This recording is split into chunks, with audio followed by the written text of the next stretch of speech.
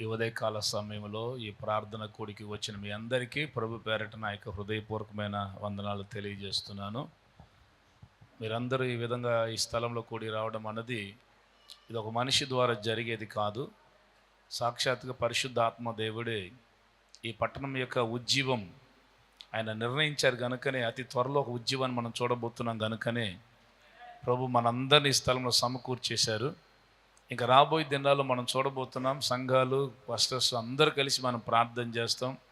అతి త్వరలో నర్సంపేటలో గొప్ప ఉజ్జీవాన్ని మనం చూచుదుముగాక. తెలంగాణ రాష్ట్రాన్ని దేవుడు కదిలించబోతున్నాడు. ఇప్పుడు ఎట్లయితే మేఘం మనం చూస్తున్నాం, అట్లాంటి ఒక మేఘం ఆల్రెడీ కమ్మబడి ఉంది. అతి త్వరలో అది వర్షించబోతుంది.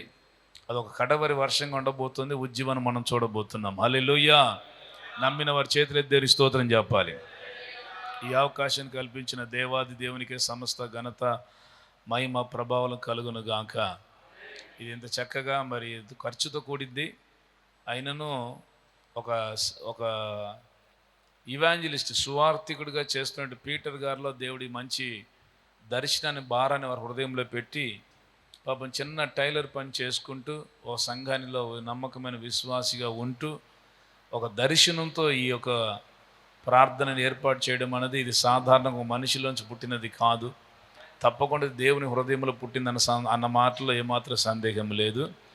మరి ప్రేమతో మమ్మల్ని ఆహ్వానించి చక్కగా ఈ కూడికని ఏర్పాటు చేసి మిమ్మల్ని అందరిని ఐక్యపరిచిన దేవునికి యొక్క సేవకులైనటువంటి సహోదరులు పీటర్ గారికి నా హృదయపూర్వకమైన వందనాలు తెలియజేస్తున్నాను. అదేవిధంగా చక్కటి ఆరాధన నడిపించారు. నాకు మంచి సుపరిచితులు, మంచి ఆరాధికులు. నాలుమోడిలో కూడా ఆరాధన చేస్తూ ఉంటే చక్కగా ఎంజాయ్డ్ ఎ లాట్. ఎంజాయ్ చేసాం. పాస్టర్ ప్రకాష్ గారికి నా హృదయపూర్వకమైన వందనాలు. 10 years బ్యాక్ అనుకుంటా మీ ప్రాంతానికి వచ్చి ఓ యవనస్తుల కూడికలో మాట్లాడాం. అప్పటికిప్పటికి నాకు చాలా చేంజ్ వచ్చింది, కానీ ఆయన చేంజ్ అవ్వట్లా. నిత్యం యవనస్తుడిగానే ఉంటున్నారు ఆయన. యవనస్తుల కూడికనే ఇంకా యవనస్తుడిగానే ఉండిపోయారు. వారిని బట్టి నేను దేవుని స్తుతిస్తున్నాను. వారిని ఈరోజు మళ్ళీ కలవడం, ఈరోజు చూడడం చాలా సంతోషం. అదేవిధంగా చాలామంది పాస్టర్ గారు, విశ్వాసులు వచ్చారు. మిమ్మల్ని అందరిని బట్టి దేవుని స్తుతిస్తున్నాను. మీ అందరిని బట్టి దేవునికే మహిమ, ఘనత, ప్రభావం కలుగును గాక. నేను ఒకటి నమ్ముతున్నాను, విశ్వసిస్తున్నాను. సాక్షాత్తుగా పరిశుద్ధాత్మ దేవుడి కూడికని ఏర్పాటు చేశారు కనుక మీరు వెళ్ళే లోపు ఆయన చేయని ఉద్దేశించిన కార్యాలు తప్పకుండా మీకు చేసి పంపిస్తారు. హల్లెలూయా. అభిషేకం కావాలనుకున్న వాళ్ళకి అభిషేకాన్ని ఇస్తారు. అద్భుతాలు, స్వస్థతలు కావాలనుకున్న వాళ్ళకి అద్భుతాలు, స్వస్థతలు దేవుడు చేస్తారు. ఒకటి మాత్రం నేను నమ్ముతున్నాను, విశ్వసిస్తున్నాను. ఇక్కడి నుంచి వెళ్ళే లోపు ఎవరిని కూడా వచ్చిన రీతికి దేవుడు పంపించాడు. తప్పకుండా పరమ దర్శనంతో పంపించబోతున్నాడు. హల్లెలూయా. ఇప్పుడు దాకా మనం ఎట్లా ప్రార్థన చేసామో తెలియదు, కానీ ఇక మీద మన ప్రార్థన అనుభవాల్ని దేవుడు క్రమంగా పెంచబోతున్నాడు. ఇది మన రాష్ట్రం. మనం ప్రార్థన చేస్తేనే దేవుడు ఆశీర్వాదం ఇస్తాడు. హల్లెలూయా. ఒకప్పుడు ఎక్కడి నుంచో మిషనరీస్ని దేవుడు పంపించాడు. ఇప్పుడు భారతదేశం నుంచి ప్రపంచ దేశాలకి మిషనరీలు దేవుడు పంపిస్తున్నాడు. మన దేశాన్ని దేవుడు ఎంతగానో ఆశీర్వదించాడు. ఒకప్పుడు భారతదేశ ప్రజలు తెల్లదోరలు, నల్లదోరలు డబ్బులు ఏమైనా తన చేతులు చాపేవాళ్ళు. ఇప్పుడు మనమే ఇస్తున్నాం వాళ్ళందరికీ. మోడీ గారు అన్నీ ఆపేశారు, దేవునికి స్తోత్రం. ఇప్పుడు మనమే అందరికీ ఇస్తున్నాం. అందరిని దేవుడు ఆశీర్వదిస్తున్నాడు. ప్రపంచ దేశాలకు సువార్థీకరణ మన భారతదేశం నుంచి వెళ్తుంది. అందుని బట్టి దేవునికి మహిమ కలుగును గాక. హల్లెలూయా. మన తెలుగు ప్రజలు లేని ప్రాంతమే లేదు. కొన్ని దేశాలు దేవుని కృపను బట్టి తిరిగాను, చెప్తున్నాను. మన తెలుగు ప్రజలు లేని ప్రాంతమే లేదు. దేవుడు ముందుగానే మీ కొరకే దేవుడు తీసుకెళ్ళి ఉంచాడు. ఇక్కడి నుంచి వెళ్తున్న ఉజ్జీవం మీరు అన్ని దేశాల్లో కాలు మోపబోతున్నారు. ఏమండి, మాకు తెలుగు తప్ప ఏ భాష రాదంటే మీరు సందేహించాల్సిన పని లేదు. దేవుడు మీరే అవసరం అంటున్నాడు ఆయన. హల్లెలూయా. యేసన్న గారికి ఏ భాష చెప్పండి. ఆయన 6వ తరగతి చదివిన వ్యక్తి. ఎన్ని దేశాలు తిరిగారు. మోహన్ అన్న చూడండి, ఏ దేశానికి వెళ్ళి తమిళ భాష మాట్లాడుతున్నాడు ఆయన. ఆయన కాలు మోపని దేశమే లేదు. కాబట్టి వీళ్ళందరూ మన ముందున్నటువంటి ఉదాహరణలు వీళ్ళందరూ. దేవుడు వీళ్ళందరినీ తీసుకెళ్ళగలిగితే ఈ కడవరికాల ఉద్యమంలో ఇంతకంటే ఎక్కువ దేశాలు మిమ్మల్ని దేవుడు తీసుకెళ్ళిన ఆయన సిద్ధంగా ఉన్నాడు. హల్లెలూయా. కనుక దేవుడు సిద్ధపాటు చేయడం కొరకు ఈ కూడికని ఏర్పాటు చేశాడు. మనందరినీ ప్రోత్సహిస్తాడు, మనందరిని అభిషేకిస్తాడు, మనందరిని హెచ్చరిస్తాడు, అన్నీ చేస్తాడు. పరిశుద్ధాత్మ దేవుడు తండ్రి కదా. ఆయన ఒక యజమానుడు, ఆయన ఒక తండ్రి, ఒక స్నేహితుడు, ఒక బోధకుడు. కాబట్టి అందరినీ యేసులోనే మనం చూడగలుగుతాం. కాబట్టి ఆయన మనకి ఏది అవసరమో అది ఇచ్చి మనల్ని పంపిస్తాడు. దేవునికే సమస్త ఘనత మహిమ ప్రభావములు కలుగునుగాక. నా పేరు త్రిత్వం. నేను తమిళనాడు రాష్ట్రానికి చెందిన వ్యక్తిని. నాలుమావడికి 2 కిలోమీటర్ల దూరమే. మీకు అందరికీ పరిచయస్తులు ఎవరంటే జడ్సన్ అబ్రహం గారు, ప్రీతా జడ్సన్ గారు. తెలుసో తెలియదు ఎవరికైనా? మీ అందరికీ తెలుసు కదా, మేమందరం ఒకే గ్రామస్తులమే. ఆ గ్రామం నుంచే మేమందరం వలస వ్యాపార రీతికి వచ్చాం.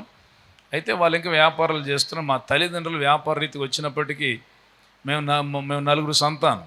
మా తల్లిదండ్రులకు ఒక పెద్ద దర్శనం ఉండేది. మా పిల్లలు ఈ దేశానికి, రాష్ట్రానికి దేవుడు తీసుకొచ్చాడు, వ్యాపారాలు చేయకూడదు, ఇక సేవకే వెళ్ళని చెప్పి 4 సేవకు అప్పగించాడు దేవుడు.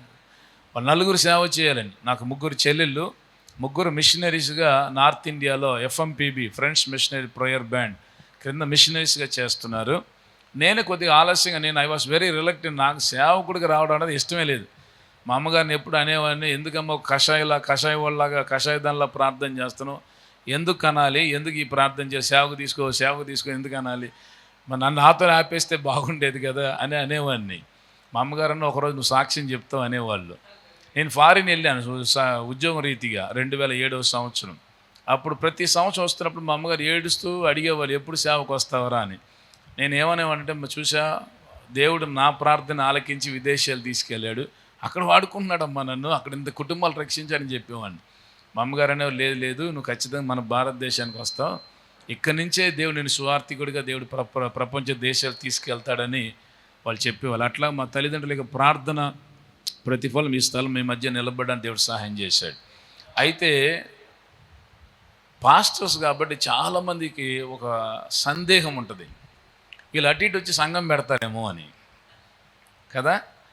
కొంతమంది పాస్టర్స్ ఉన్న సందేహం ఏంటంటే, మంచి చేపలు చూసి వాళ్ళ నంబర్లు తీసుకొని వెళ్ళిపోతారేమో, అంటే మంచి విశ్వాసుల నంబర్లు తీసుకొని వెళ్ళిపోయి అక్కడి నుంచి కాంటాక్ట్ చేసేసి, ఇప్పుడు జరుగుతుంది అదే కదా, స్కాన్ కోడ్లు పెట్టేసి రకరకాల పరిస్థితులు జరుగుతున్నాయి కదా, అట్లా చేసేస్తారేమో భయం. మా ఆత్మీయ తండ్రి గారు మోహన్ సి లాజరస్ గారు మీ అందరికి విదితమే కదా, వారు 45 సంవత్సరాల పైచులుగా దేవుని పరిచయం చేస్తున్నారు. అదే రకంగా దేవుడు నన్ను కూడా ఒక సువార్థికుడిగా పిలిచాడు. నేను దేవునికి సువార్తను ప్రకటించి కడవరి కాల ఉద్యోగం కొరకు ప్రార్థనలు నడిపించి వెళ్ళిపోవడం వరకే. ఎవరి దగ్గర మేము నంబర్స్ తీసుకోము, ఎవరికి నంబర్స్ ఇవ్వం, ఎవరికి కానుకలు ఇవ్వం, మేము కానుకలు తీసుకోం. ఓకేనా? అది మాత్రం మీకు గ్యారంటీ. ఎన్ని సంవత్సరాలు ఈ ప్రాంతానికి వచ్చినా, ఎంతకాలం దేవుడు మమ్మల్ని నడిపించినా అంతవరకు ఉంటుంది, అంత దాటిపోదు.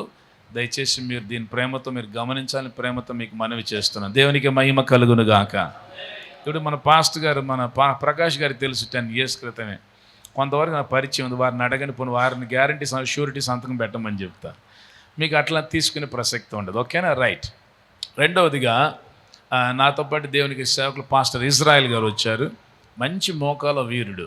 వారు రైల్వేలో ఇంకో 2 years ఉందని కానీ వాలంటీర్ రిటైర్మెంట్ ఇచ్చేసి గూడూరు, మన చెన్నై పట్టణం పక్కన గూడూరు దగ్గర 2 సంఘాలు ఉన్నాయి.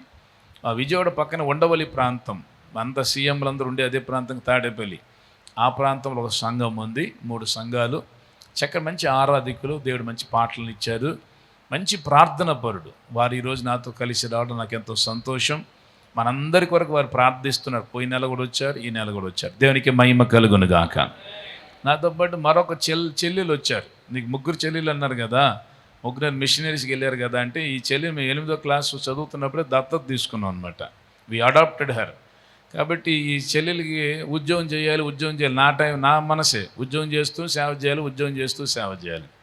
ఒక 2 నెలల క్రితం 3 నెలల క్రితమే పరిశుద్ధాత్ముడు స్పష్టంగా మాట్లాడి, మున్సిపాలిటీలో విజయవాడ మున్సిపాలిటీ కార్పొరేషన్ వాటర్ డిపార్ట్మెంట్లో చేసేవారు. ప్రభు స్పష్టంగా మాట్లాడి పరిచర్య కొరకు, సంపూర్ణ పరిచర్య సేవ కొరకు పిలిచారనమాట.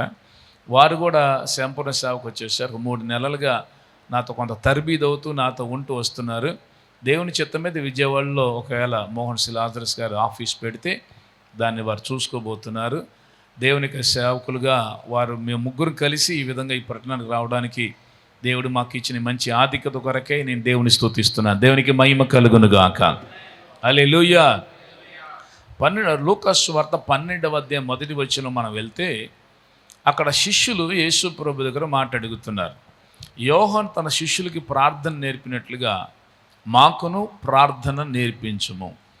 అందరూ ప్రార్థన వచ్చు అని చెప్పలేం, ప్రార్థన చేయగలం, ప్రార్థన రాదు అని చెప్పకూడదు ఎవరు, ఎందుకంటే ప్రార్థన అంటే దేవునితో మాట్లాడడమే.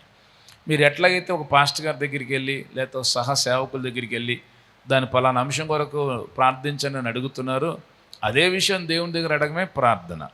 అయితే ప్రార్థనలు ఎవరు పరిపూర్ణులు కాదు, యేసు ప్రభు ఒక్కరే పరిపూర్ణుడు.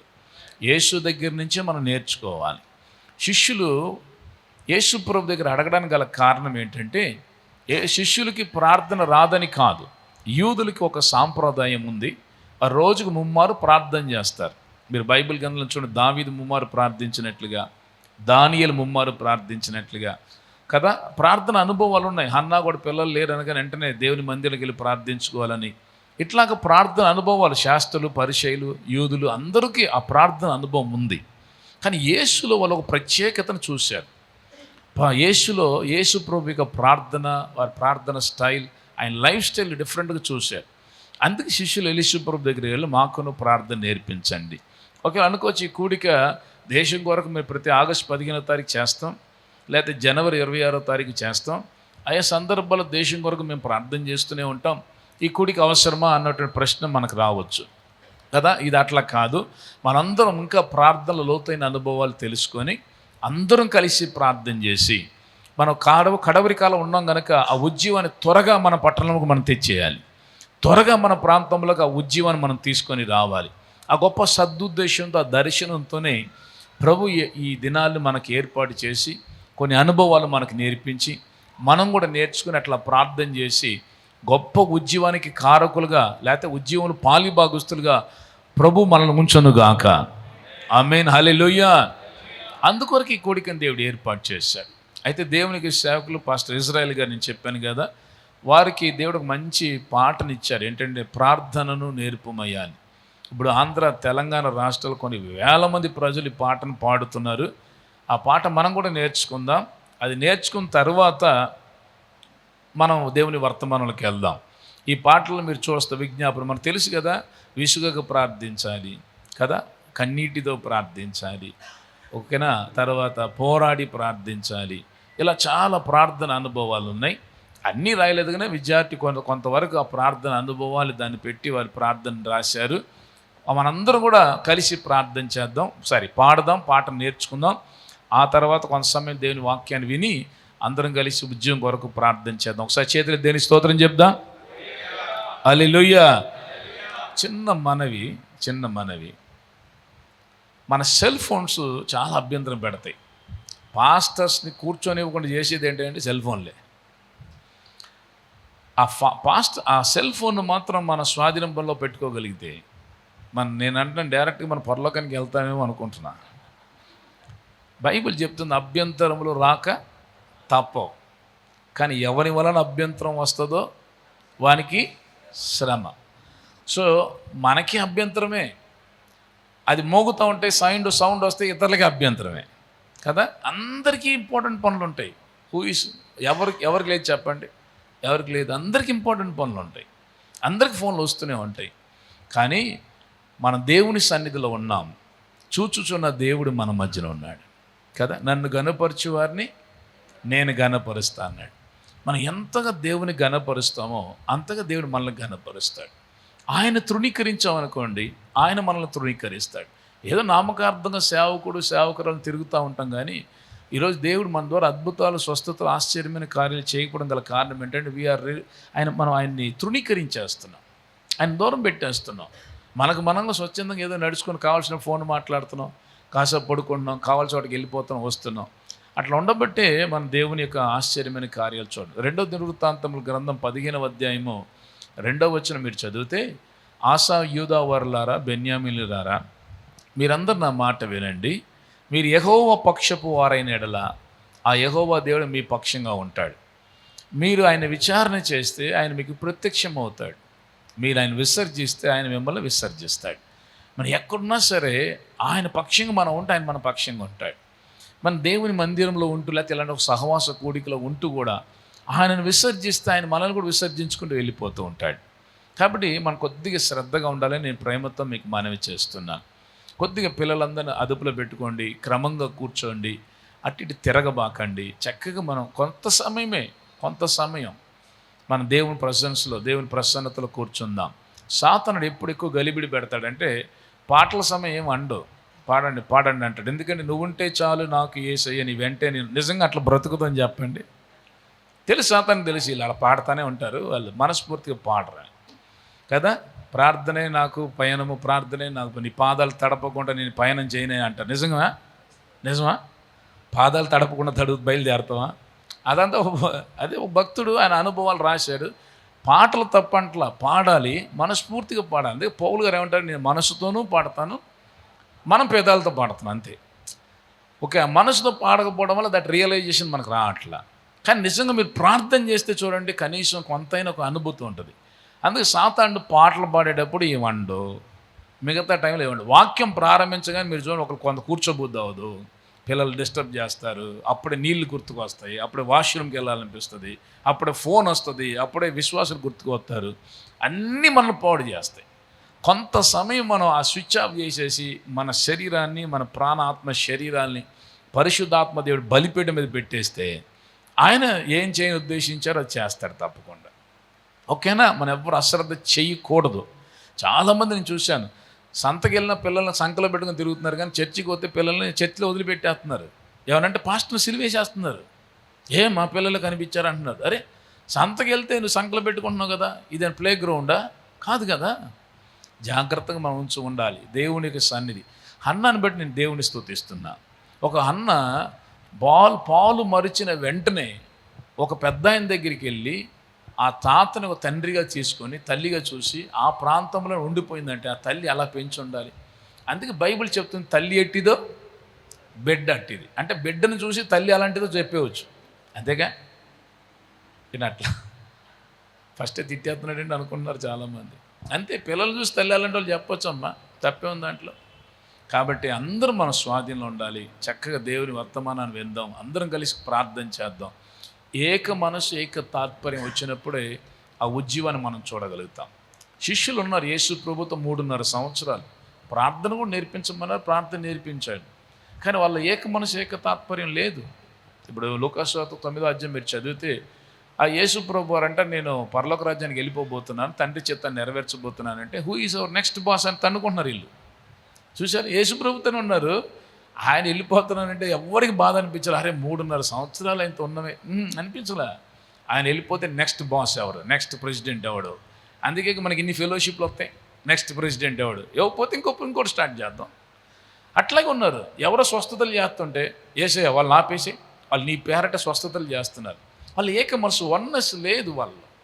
కానీ ఎప్పుడైతే ఆ వన్నెస్ వచ్చిందో, ఏక మనసు, ఏక తాత్పర్యం వచ్చిందో, అప్పుడే పరిశుద్ధాత్మ దేవుడు దిగి వచ్చాడు. హల్లెలూయా. మీరు అంతకుముందు యేసు ప్రభువే స్వయంగా వెళ్ళి పరిశుద్ధాత్మను పొందండి అని ఊదాడు. పొందుకున్నారు ఎవరైనా? పొందుకోలేకపోయారు. ఎందుకని? వన్నెస్ లేదు. ఆ ఏక మనసు, ఏక తాత్పర్యం లేనంత కాలం పరిశుద్ధాత్మ దేవుడు పనిచేయలేడు మనలో. ఆ ఏక మనసు రావాలి, ఒకే తాత్పర్యం. మన దర్శనంతో నిలబడి ప్రార్థన పూర్వకంగా కొన్ని గంటలు ఉంటాం ఇక్కడ, కొంత సమయం ఉంటాం. ఈ కొంత సమయం కనుక మనం ప్రార్థన పూర్వకంగా మనం చక్కటి కొంత సమయం దేవుని మాటలు విని మనం ప్రార్థన చేస్తే ఖచ్చితంగా మనం ఈ స్థలంలో ఉజ్జీవాన్ని మనం చూస్తాం. మేడగదిలో దిగిన అదే పరిశుద్ధాత్మ దేవుడు పక్షపాతి కాదు, మన మీదకు దిగి వస్తాడు. ఈరోజు మనల్ని కూడా ఆయన అభిషేకించునుగాక. ఈ దినము తర్వాత మనల్ని కడవరికి అలా అపోస్తలుగా ప్రభు వాడుకొనుగాక. ఆమేన్, హల్లెలూయా. ఆ పాటను మనం నేర్చుకుని దేవునికి సేవకులు పాస్టర్ ఇజ్రాయెల్ గారు వస్తారు. దేవునికి స్తోత్రం, హల్లెలూయా. నాతో చెప్పండి, పేపర్స్ మీ దగ్గరికి వస్తాయి. ప్రార్థన నేర్పుమయ్యా నా యేసయ్యా, ప్రార్థన నేర్పుమయ్యా, అనుదినము ప్రతి క్షణము నీ ప్రార్థన నాకు నేర్పించు. దేవునికి స్తోత్రం, హల్లెలూయా. మోకాళ్ళ ప్రార్థన నేర్పుము తండ్రి నా యేసయ్యా, కన్నీటి ప్రార్థన నేర్పుము తండ్రి నా యేసయ్యా, అందరి కొరకు ప్రార్థించ నేర్పుము, పరిశుద్ధాత్మతో ప్రార్థించ నేర్పు. ఈ మాటలు ఉన్నాయి, మరి పాడుకుందాం. మరొకసారి చేతులు స్తోత్రం చెప్దాం, హల్లెలూయా. మరి అన్నగారు అన్నీ చెప్పేశారు, నేను ఇంకేమి ముందుకు వెళ్ళను, టైం చాలా విలువైంది, నాకు చాలా భయం. అసలు టైం వేస్ట్ చేయను కాబట్టి పాడుకుందాం. ప్రార్థన నేర్పుమయా నా యేసయ్యా, ప్రార్థన నేర్పుమయా, అనుదినము ప్రతిక్షణము, అనుదినము ప్రతిక్షణము నీ ప్రార్థన నాకు నేర్పించు, నీ ప్రార్థన నాకు నేర్పించు. ప్రార్థన నేర్పుమయా నా యేసయ్యా, ప్రార్థన నేర్పుమయా. ఆమేన్. ప్రార్థన నేర్పుమయా నా యేసయ్యా, ప్రార్థన నేర్పుమయా, అనుదినము ప్రతిక్షణము, అనుదినము ప్రతిక్షణము నీ ప్రార్థన నాకు నేర్పించు. అందరం నీ ప్రార్థన నాకు నేర్పించు. స్తోత్రం. ప్రార్థన నేర్పుమయా నా యేసయ్యా, ప్రార్థన నేర్పుమయా. చప్పట్లు కొడదాం. Glory mighty Jesus. సర్వశక్తిమంతుడ యేసయ్యా నీకు స్తోత్రం. ప్రయాసపడి భారం మోస్తున్న సమస్త జనులారా నా ఎద్దుకు రండి, నా దగ్గరకు వచ్చి నేర్చుకోండి. పరిశుద్ధాత్మ దేవుడు పిలుపునిస్తా ఉన్నాడు. దేవునికి మహిమ. ఆమేన్.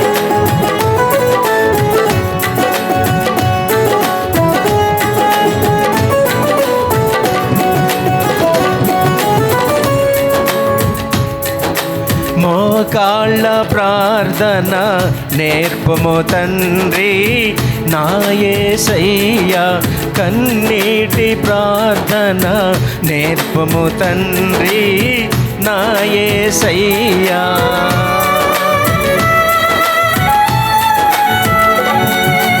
మోకాళ్ళ ప్రార్థన నేర్పుము తండ్రి నా యేసయ్యా, కన్నీటి ప్రార్థన నేర్పుము తండ్రి నా యేసయ్యా.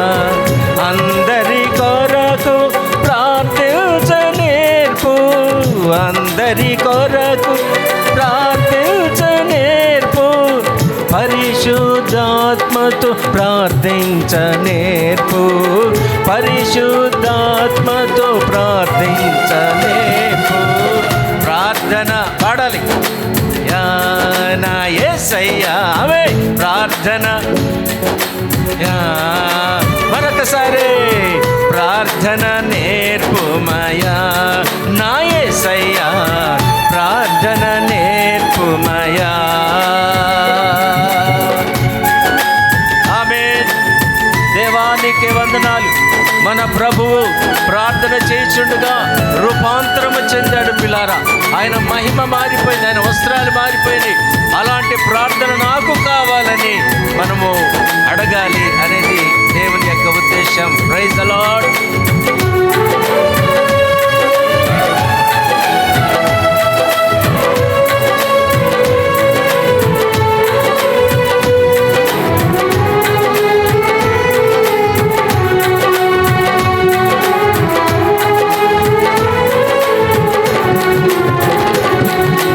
రూపాంత ప్రార్థన నేర్పుము తండ్రి నా యేసయ్యా, ఏకాంత ప్రార్థన నేర్పుము తండ్రి నా యేసయ్యా.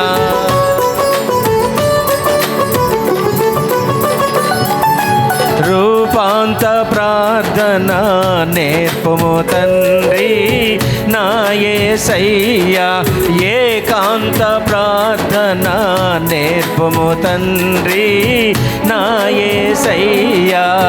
పరిశుద్ధాత్ముడా నా యేసయ్యా, పరిశుద్ధాత్ముడా నా యేసయ్యా, కృపగల ప్రార్థన నేర్పుము యేసయ్యా, కృపగల ప్రార్థన నేర్పుము యేసయ్యా.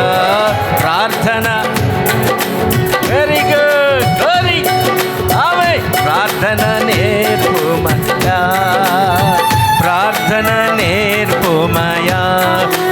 యేసయ్యా ప్రార్థన నేర్పుమయా. ఆమేన్. ఆసక్తి కలిగిన ప్రార్థన, విసుగుగా చేసే ప్రార్థన నాకు కావాలయ్యా. ఎక్కడ నన్ను విసిగిపోనియద్దయ్యా, ఎక్కడ నా ఆసక్తి తగ్గనియద్దయ్యా అని యేసయ్యని బ్రతిమలాడుకుంటున్నాం. దేవునికి మహిమ.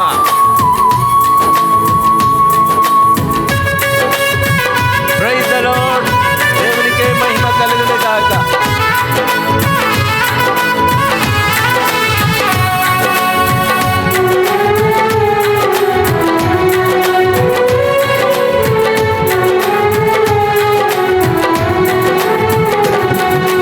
ఆసక్తి ప్రార్థన నేర్పుము తండ్రి నా యేసయ్యా, విసుగక ప్రార్థించ నేర్పుము తండ్రి నా యేసయ్యా.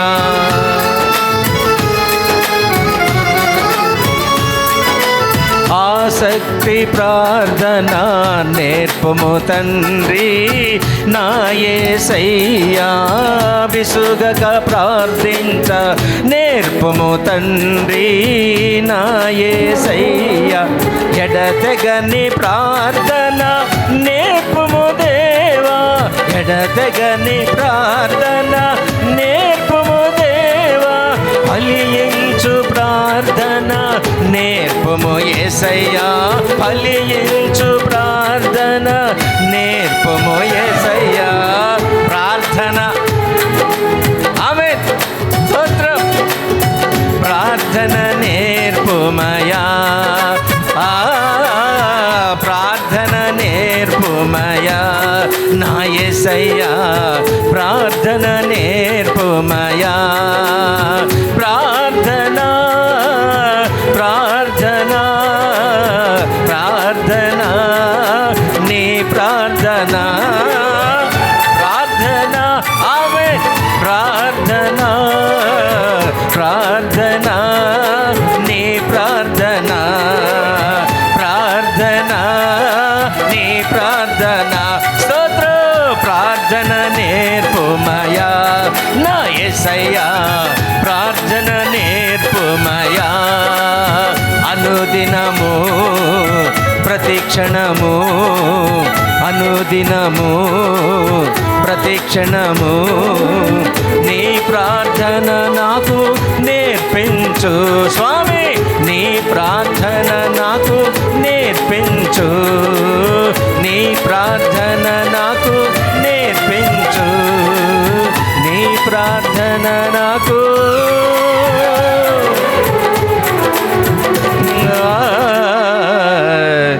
నేర్పించు. అందరి కొరకు ప్రార్థించనేర్పు, పరిశుద్ధాత్మతో ప్రార్థించనేర్పు. యేసయ్యా, నా యేసయ్యా, నీ ఘనమైన నామానికి మహిమ కలుగును గాక. ప్రార్థన నేర్పుమయా నా యేసయ్యా, ప్రార్థన నేర్పుమయా. Thank you Jesus. Praise the Lord. Yesu ప్రభు వారి దగ్గరికి శిష్యులు వచ్చి అడుగుతున్నారు, యోహాను తన శిష్యులకి ప్రార్థన నేర్పినట్లుగా మాకు కూడా ప్రార్థన నేర్పించుము అని. యేసు ప్రభు వారు కూడా ఇప్పుడు సమయం కాదు, మీరు పరిచర్య చేయడం ఎట్లా నేర్చుకోండి, ప్రసంగం చేయడం ఎట్లా నేర్చుకోండి, మీరు రేపు పరిచర్య చేయాలి కాబట్టి దెయ్యాలు వెళ్ళగొట్టడం ఎట్లా నేర్చుకోండి అని అనలేదు. దేవునికి తెలుసు ఇది తగిన కాలం, ఇది సరైన సమయం. ప్రసంగి గ్రంథకర్త 3వ అధ్యాయం 1వ వచనంలో రాయబడిన మాట ఏంటంటే, ప్రతిదానికి సమయం కలదు. అందుకే యేసు ప్రభు వారు కూడా ఒకరోజు ఏమన్నారంటే, అరే బాబు, మీరు ఎంతకాలం ఇలా క్రైస్తవులుగా, వేషధారుల క్రైస్తవులుగా మీరు జీవిస్తూ ఉంటారు. వర్షాకాలం వస్తుంది, మబ్బు పట్టగానే మీకు తెలుసు వర్షం వస్తుందని, దాని తగ్గట్టుగా బట్టలు వేసుకుంటున్నారు, దాని తగ్గట్టుగా మీరు అన్నీ సరి చేసుకుంటున్నారు, చక్కగా ప్రయాణం చేస్తున్నారు. ఎండాకాలం రాగానే మీకు తెలుసు ఇది ఎండాకాలం వచ్చేసిందని, దాని తగినట్లుగా బట్టలు వేసుకుంటున్నారు, దాని తగినట్లు మీరు జీవిస్తున్నారు. ఇప్పుడు జరుగుతున్న పరిస్థితిని చూస్తే ఈ కాలాన్ని మీరు గుర్తెరిగితే మీరు బాగుంటుంది కదా, ఇంకా కాలం గురించి పట్టించుకోకుండా వేషధారులుగా మీరు జీవిస్తున్నారు ఏంటి అని యేసు ప్రభువారు తన శిష్యుల్ని అడిగినట్లుగా మనం పరిశుద్ధ గ్రంథంలో మనం చూస్తున్నాం. కాబట్టి ఇది ఒక ప్రార్థనా కాలం, ఇది కడవరి కాలం, ఇది ఉజ్జీవ కాలం. మనం ప్రార్థన చేస్తేనే దేవుడు తన కార్యాన్ని చేయడానికి సిద్ధంగా ఉన్నాడు. గనుకనే దేవుడు ఇట్లాగ ఈ కూడికని ఏర్పాటు చేసి మన అందరి ప్రార్థన ద్వారా దేవుడు గొప్ప ఉజ్జీవాన్ని మన రాష్ట్రంలో దేవుడు తీసుకొచ్చును గాక. మన భారతదేశంలో అతి త్వరలో గొప్ప మార్పును మనం చూడబోతున్నాం. హల్లెలూయా. విస్తారమైన ప్రజల్ని దేవుడు ప్రార్థన కొరకు దేవుడు లేవనెత్తేశాడు. ఒకనాడు ప్రార్థనకి లేని ప్రాధాన్యత ఇప్పుడు దేవుడు ఇస్తున్నాడు. దేవునికి స్తోత్రం కలుగును గాక. చూడండి, సెల్ ఫోన్లో ప్రార్థన చేస్తున్నారు. విజయవాడ పట్టణంలో 2003వ సంవత్సరం ఒక ప్రార్థన కూడికి పెట్టి దేశ క్షేమం కోరి ప్రార్థన. దాంట్లో కొంతమంది సేవకులను పిలిచా. నాకు మంచి స్నేహితులు, నా క్లాస్మేట్ ఎవరంటే చార్లెస్ పి జాకబ్, మీకు తెలిసే ఉంటుంది, ఫిలడెల్ఫియా ఆర్ యూ రెడీ అంటూ ఉంటారు చూసారు, ఆయనే. He is my very closest friend. మీ ఇద్దరు క్లాస్మేట్స్ అనమాట. డేవిడ్ బ్రన్నం గారు అని ఒక పాస్టర్ గారు, దహించకిని వ్యవస్థాపకులు థామస్ గారు, వీరి ముగ్గురిని స్పీకర్గా పిలిచా దేశ క్షేమం కోరి ప్రార్థించడానికి. వాళ్ళు కొంతమంది వచ్చారు, ఇట్లా వాక్యం చెప్పిన తర్వాత నన్నే పిలిచి అడిగారు, దేశం కొరకు ప్రార్థన చేయడం దేనికై నేర్పించాలి, నీ కొరకు నువ్వు ప్రార్థన చేయడం లేదు, జనాల సంఘాల కొరకు ప్రార్థన నేర్పించాలి, ఈ బాధ నీకెందుకని నన్ను ప్రశ్నించి వెళ్ళిపోయారు వాళ్ళు. అంటే అప్పుల్లో దేశ క్షేమం కోరి ప్రార్థించడం అంటే అదొక విచిత్రంగా వినూత్నంగా కనిపించేది ప్రజల్లో. కానీ ఈరోజు మేము అట్లా విడిచిపెట్టలేదు. 2003వ సంవత్సరం నాటి నుండి ఏదో రకంగా మేము దేశం కొరకు ప్రార్థన చేస్తున్నాం. పరిశుద్ధాత్మ దేవుడు ఈరోజు విజయవాడ కేంద్రంగా కలిగి చాలామంది ప్రార్థనా సంస్థలు పెరిగినాయి. గ్లోబల్ డే ఆఫ్ ప్రేయర్ అని, లేకపోతే ఈ మాకు ఎస్ఐ గారు ఒక ఆయన ఉన్నాడు, ఆయన పేరు మహేష్ అని, డిపార్ట్మెంట్లో పనిచేస్తున్నారు. 167 ప్రార్థనా గుంపుల్ని గవర్నమెంట్ డిపార్ట్మెంట్లోనే పెట్టారండి. 167. అది నేను చెప్పేది ఎప్పుడు లాస్ట్ డిసెంబర్ నాటికి 167 ప్రార్థనా గుంపుల్ని గవర్నమెంట్ వ్యవస్థలో, అంటే టీచర్స్ మధ్యన, పోలీస్ డిపార్ట్మెంట్ మధ్యన, ఇట్లాగా గవర్నమెంట్లో అధికారులుగా గవర్నమెంట్లో పనిచేస్తున్న వాళ్ళు, ప్రభుత్వ ఉద్యోగుల మధ్యనే 167 ప్రార్థనా గుంపులను తయారు చేశాడు మా విజయవాడ పట్టణాన్ని కేంద్రంగా కలిగి.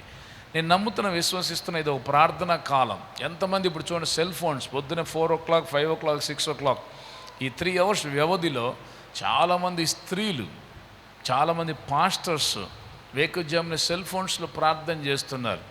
ఏ విధం చేతనను ప్రార్థన మేఘం మన రాష్ట్రాన్ని, మన దేశాన్ని కమ్మేసింది. అతి త్వరలో అది వర్షించబోతుంది. కడవరి వర్షం రాబోతుంది. దేవుడు సిద్ధపరుస్తున్నాడు అంతటిని.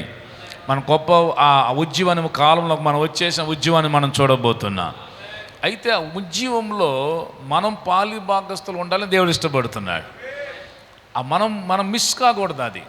ఎందుకంటే we are in the right time అనమాట. ఈ ఉజ్జీవ కాలం. మన పితరులు చాలామంది తమ ప్రాణాన్ని ఆహుతి చేసుకున్నారు. విదేశాల నుంచి చాలామంది మిషనరీ వచ్చి మన యొక్క తన ప్రాణాలని పణంగా పెట్టి పరిచర్య చేశారు. ఇప్పుడు ఇది మన కాలం, ఉజ్జీవ కాలం వచ్చేసింది. కాబట్టి ఈ ఉజ్జీవ కాలంలో కనుక మనం మిస్ అయితే మనం దాన్ని పోగొట్టుకున్న వాళ్ళం అవుతాం. అందుకనే ప్రభు ఈ కూడికని ఏర్పాటు చేసి, పాపం ఒక టైలర్కి ఇంత పని చేయడం అనేది ఎంత ప్రయాసమై ఉంటుంది చెప్పండి.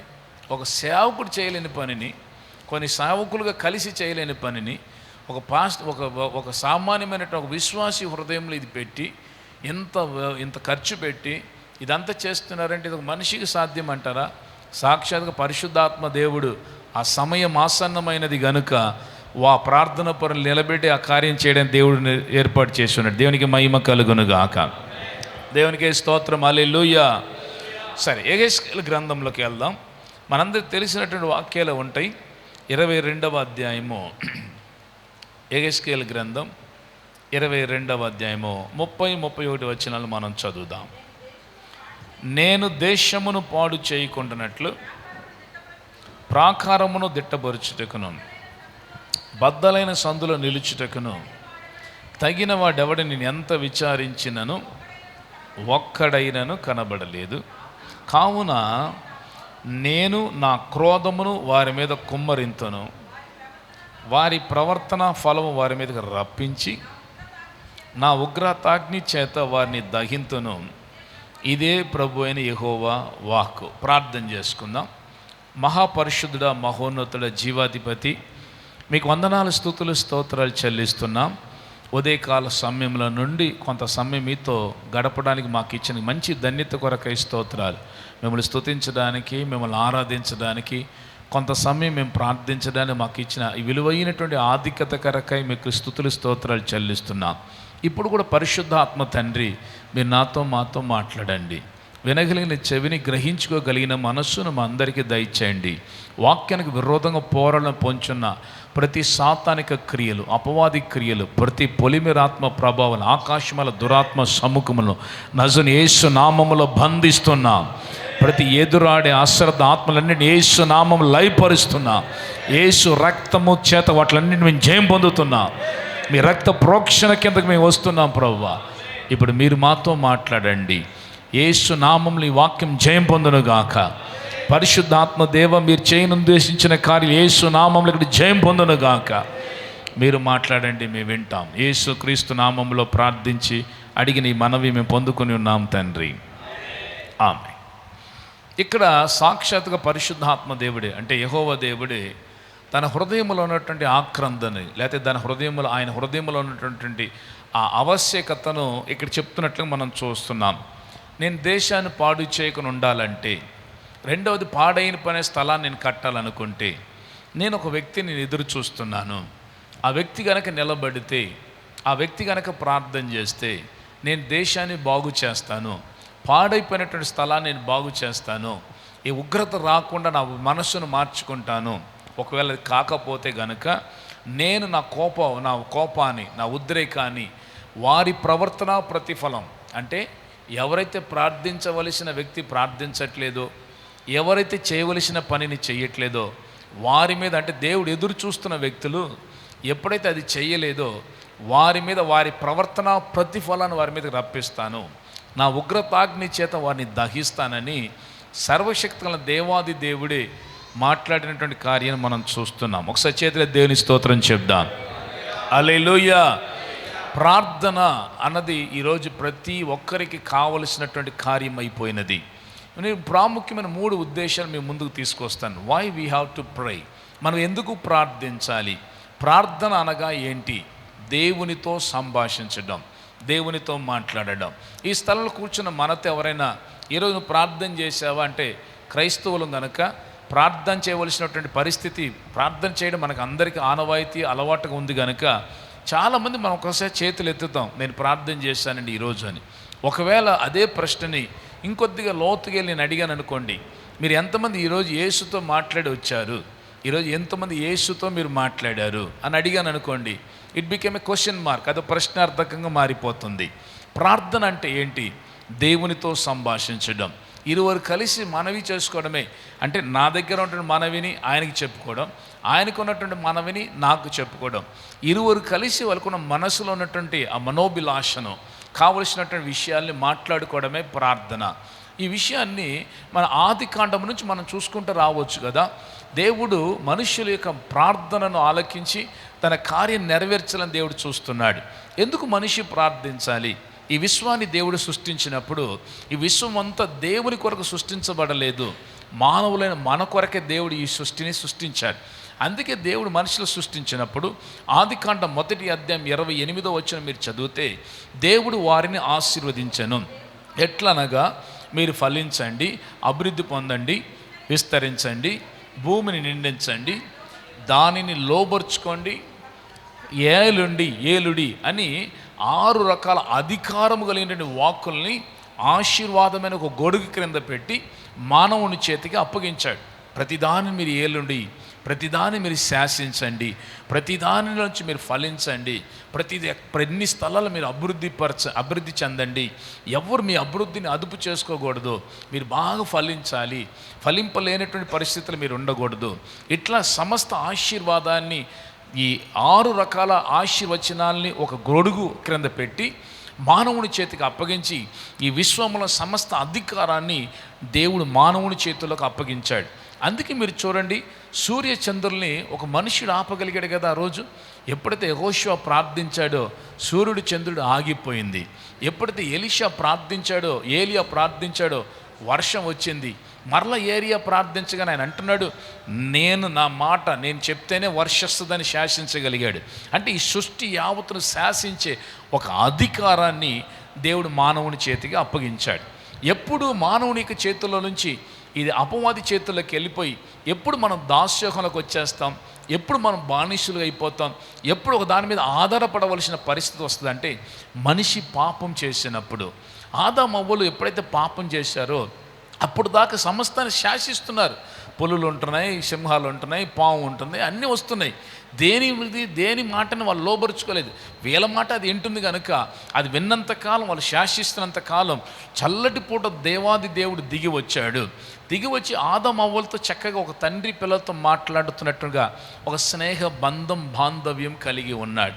దేవుడు మనల్ని సృష్టించడానికి గల కారణం ఏంటంటే, పరలోకమున్నటువంటి దేవాది దేవుడు అక్కడ చాలామంది ఉన్నారు కదా. కెరూబులు షెరూబులు ఉన్నారు, దేవదూతలు ఉన్నారు, 24 పెద్దలు ఉన్నారు, అనేకమైనటువంటి పరిస్థితులు ఉన్నాయి. కానీ ఎవ్వరు కూడా ఆయనతో మాట్లాడరు. అందరూ ఆయన పరిశుద్ధుడు, ఆయన పరిశుద్ధుడు, ఆయన పరిశుద్ధుడు అని గాన ప్రతిగానాలు చేస్తారు. కానీ nobody will talk to him. ఎవరు ఆయన దగ్గరికి వెళ్ళి మాట్లాడడం కానీ, లేకపోతే ఆయన హృదయంలో ఉన్న వేదన కానీ ఎవరి దగ్గరికి వెళ్ళి పంచుకోరు. ఆయన హృదయంలో ఉన్నటువంటి కార్యాన్ని పంచుకోవాలన్నా, ఒక స్నేహితుడితో మాట్లాడినట్లు స్నేహం చేయాలన్నా ఆయనకు ఒక వ్యక్తి అవసరమై ఉన్నారు. కనుకనే దేవుడు తన సొంత శ్వాసల నుండి, తన సొంత ఊపిరిల నుండి ఆయన పోలిక చొప్పున మనల్ని సృష్టించి ఆయనతో సంభాషించాలి, ఆయనతో స్నేహం చేయాలి, ఆయనతో మాట్లాడే ఒక సదుద్దేశంతోనే మానవులైన మనల్ని దేవుడు సృష్టించాడు. దేవునికి స్తోత్రం కలుగునుగాక. కనుక ప్రార్థన అన్నది అదేదో బలవంతంగా చేయవలసినది కాదు. It should be an everyday experience. భార్య భర్తలు లేకపోతే తల్లిదండ్రులు పిల్లలు ఎట్లాగైతే మాట్లాడుకుంటారో అట్లాగే ప్రతిరోజు మన తండ్రిని దేవునితో మనం సంభాషించాలి, దేవునితో మాట్లాడాలి, దేవునితో స్నేహం చేయాలి, దేవునితో సహవాసం చేయాలి, ఆయన మనతో మాట్లాడాలి, మనం ఆయనతో మాట్లాడాలి అని దేవుడు ఇష్టపడుతున్నాడు. మీకు ఒక విషయం తెలుసో తెలియదో, మనము దేవునితో మాట్లాడడానికి ఎంతగా తాపత్రయం కలిగి ఉన్నామో తెలియదు. కానీ దేవుడు మనల్ని సృష్టించడానికి ఒక ప్రథమ ఉద్దేశం, ఇంకా ఈ కోవిడ్ వచ్చిన తర్వాత, కోవిడ్ ఎఫెక్ట్ అయిన తర్వాత కూడా మనం బ్రతికించి ఇంకా మనల్ని సజీవ లెక్కలు ఉంచాడంటే ఆయన ప్రతిరోజు మనతో మాట్లాడాలని ఇష్టపడుతున్నారు. హల్లెలూయా. అందుకే దేవుని వాక్యం ప్రకటన గ్రంథం రాయబడింది, ప్రతిరోజు ఆయన మన హృదయం అనే తలుపును తడతాడంట. నా కుమారుడా లేగయ్యా, నా కుమార్తె లేగమ్మా, నీతో మాట్లాడాలి, నీతో నివాసం చేయాలి, నీతో భోజనం చేయాలి, నీతోనే ఉండిపోవాలి అని పరమును విడిచి భూలోకానికి ప్రతిరోజు ఉదయకాల సమయంలో వచ్చి దేవుడు మన హృదయం అనే తలుపును తడుతున్నాడంట. ఎవరైతే ఈ తలుపును తెరుస్తారో వాళ్ళతో ఆయన సంభాషించడానికి, వాళ్ళతో ఆయన స్నేహం చేయడానికి, ఆయన మనసులో ఉన్నది మనతో పంచుకోవడానికి, మన మనసులో ఉన్నది ఆయన తెలుసుకోవడానికి, ఇట్లా ఇద్దరు ఒక ఇంటిమసీ రిలేషన్షిప్, ఒక మంచి బాంధవ్యం కలిగి ఉండటం కొరకే దేవుడు ఇష్టపడుతున్నాడు అన్న దాంట్లో ఏమాత్రమే సందేహం లేదు. చేతులు దేవుని స్తోత్రం చెప్దాం. హల్లెలూయా. కనుక మన మనసాక్షి కాలంలోనే అట్లా మాట్లాడారు కదా. మీరు ఆదికాండం 17వ అధ్యాయం 22వ వచనం మీరు చదివితే, పరమును విడిచి దేవుడు భూలోకానికి ఆదాము దగ్గర దిగి వచ్చాడంట. మాట్లాడుట చాలించిన తర్వాత అబ్రహాము దగ్గర నుండి దేవుడు పరమునకు వెళ్ళాను అని రాయబడి ఉంటుంది. అంటే పరలోకము నుండి దేవుడు ఎంత ఇష్టపడితే, ఎంత కోరుకుంటే, ఒక సృష్టికర్త అయిన దేవాది దేవుడు ఆఫ్టర్ ఆల్ ఒక మనిషి దగ్గరికి వచ్చి మాట్లాడడానికి ఆయన ఇష్టపడుతున్నాడు. చూడండి, పరిశుద్ధ స్థలాన్ని విడిచిపెట్టాడు, ఉన్నతమైన స్థలాన్ని విడిచిపెట్టాడు.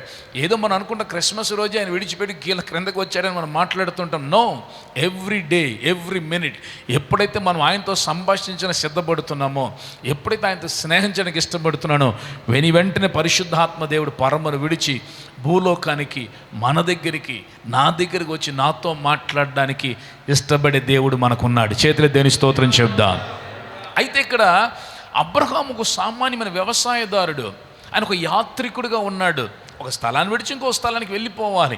కానీ ఆ యాత్రికుడు అనేటువంటి అబ్రహాము దేవుడు మాట్లాడి దేవుడు మాట్లాడి ముగించిన తర్వాత ఆయన వెళ్ళిపోయిన తర్వాతే తన ప్రయాణాన్ని ప్రారంభించి వెళ్ళినట్లు పరిశుద్ధ గ్రంథంలో మనం చూస్తున్నాం. ఇంకొక వాక్యాన్ని మీరు చూడండి, అదే ఆదికాండం 18వ అధ్యాయము మీరు 33వ వచనం మీరు చదివితే అక్కడ రాయబడిన మాట ఏంటంటే, యెహోవా అబ్రహాముతో మాట్లాడుట చాలించి వెళ్ళిపోయాను, అబ్రహాము తన ఇంటికి తిరిగి వెళ్ళెను.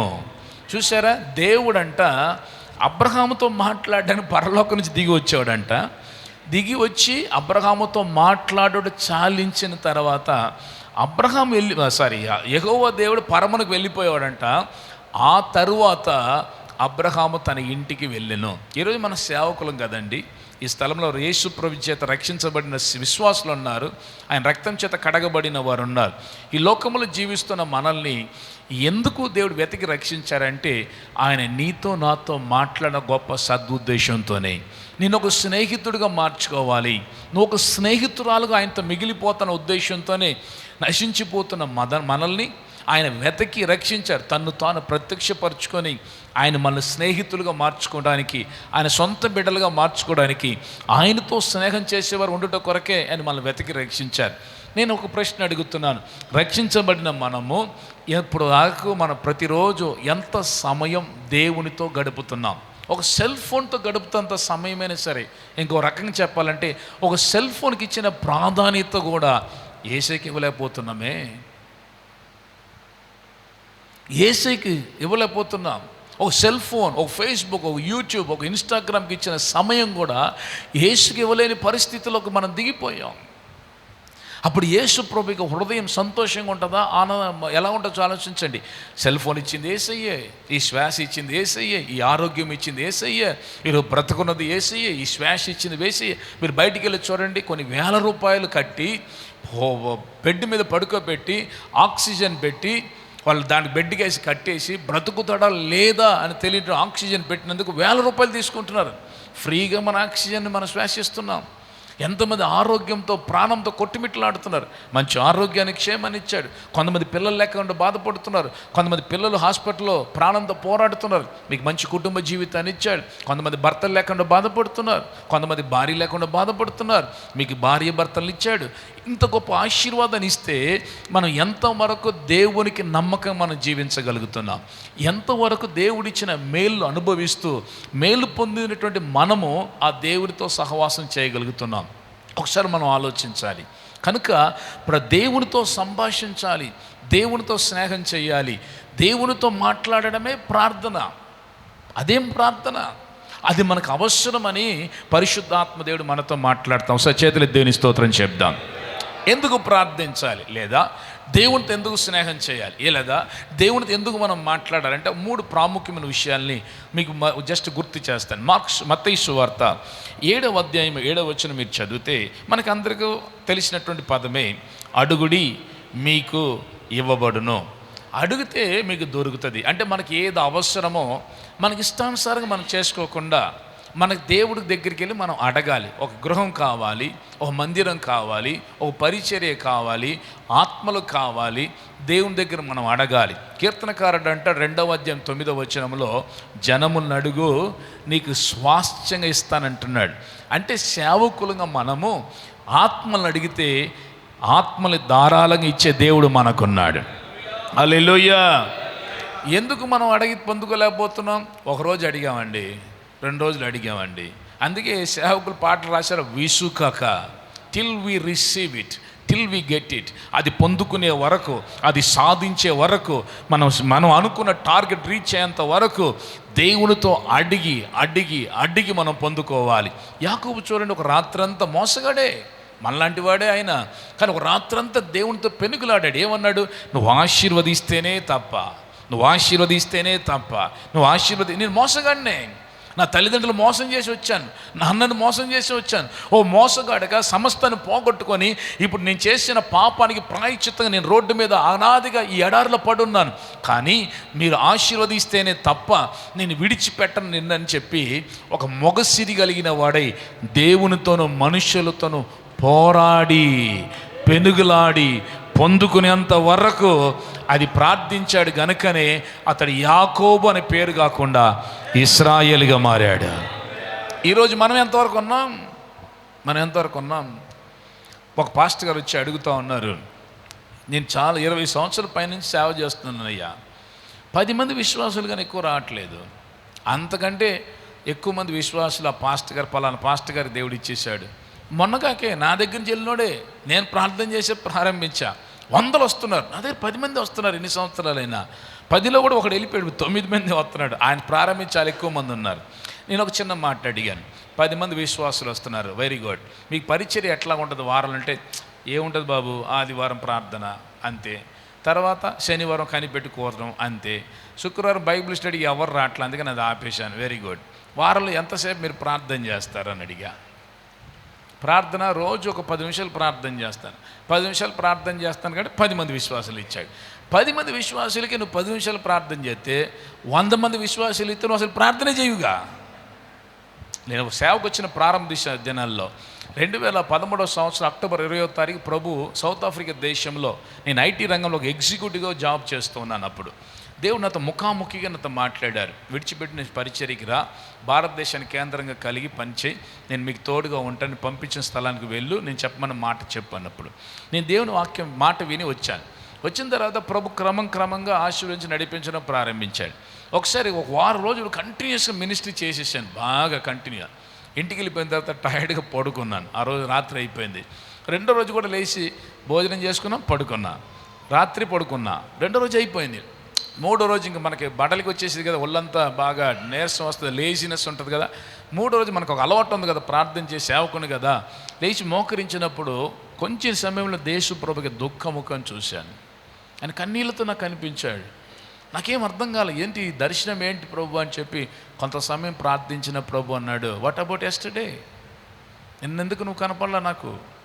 నా హృదయం బద్దలైపోయింది, నేను టైర్డ్ అయిపోయినయ్యా.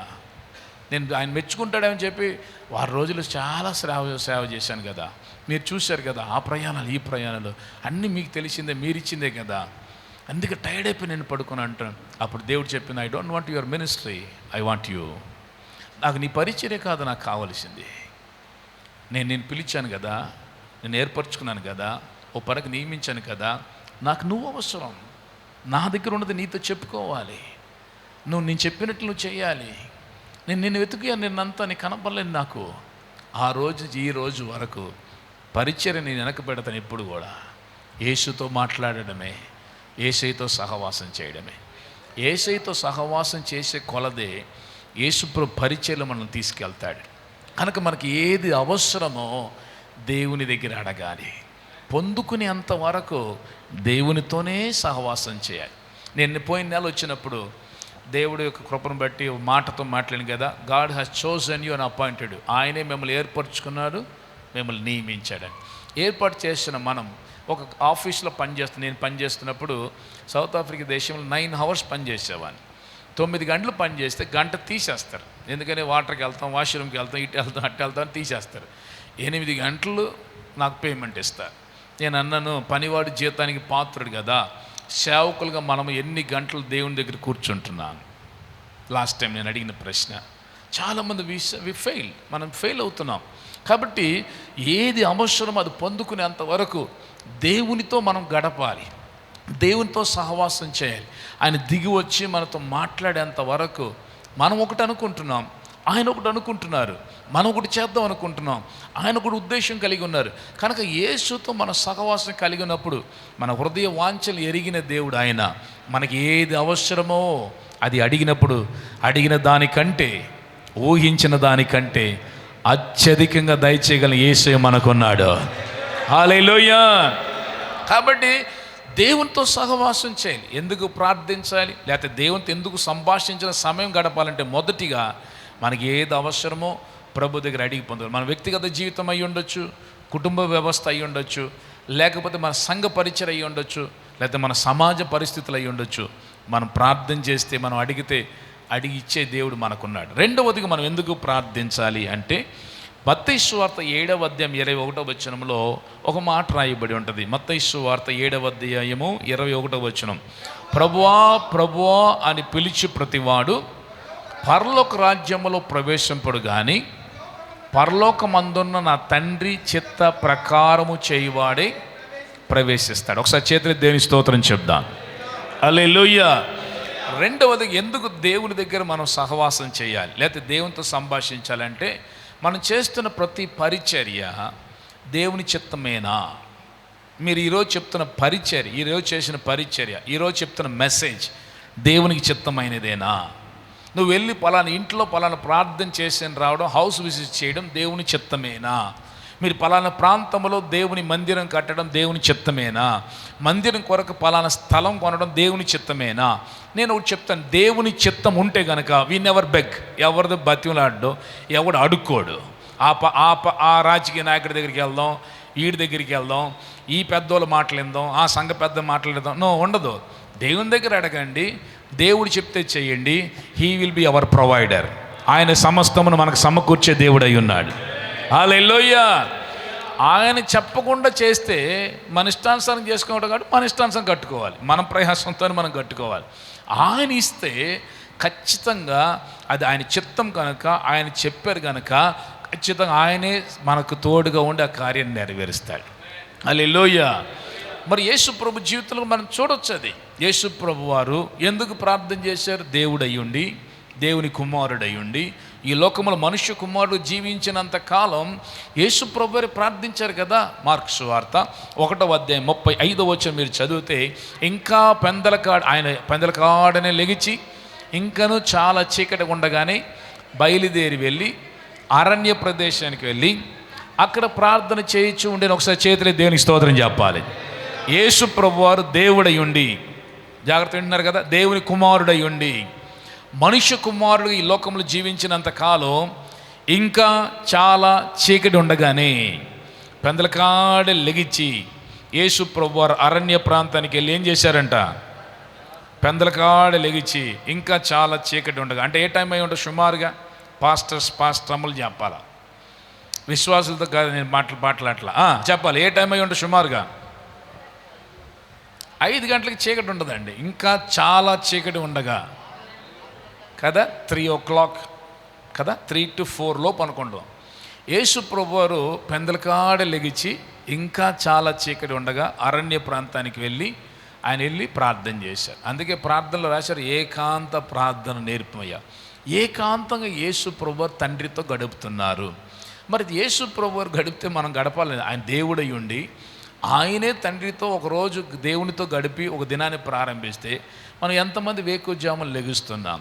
ఇంకా చాలా చీకటి ఉండగా ఎంతమంది లెగుస్తున్నాం? మనం అనొచ్చు, రాత్రి 12 అయింది, 1 గంట అయిందండి మీటింగ్ అయ్యేటప్పటికి, ఆ తర్వాత వచ్చి పడుకునేటప్పటికి చాలా టైం అయిపోయిందండి.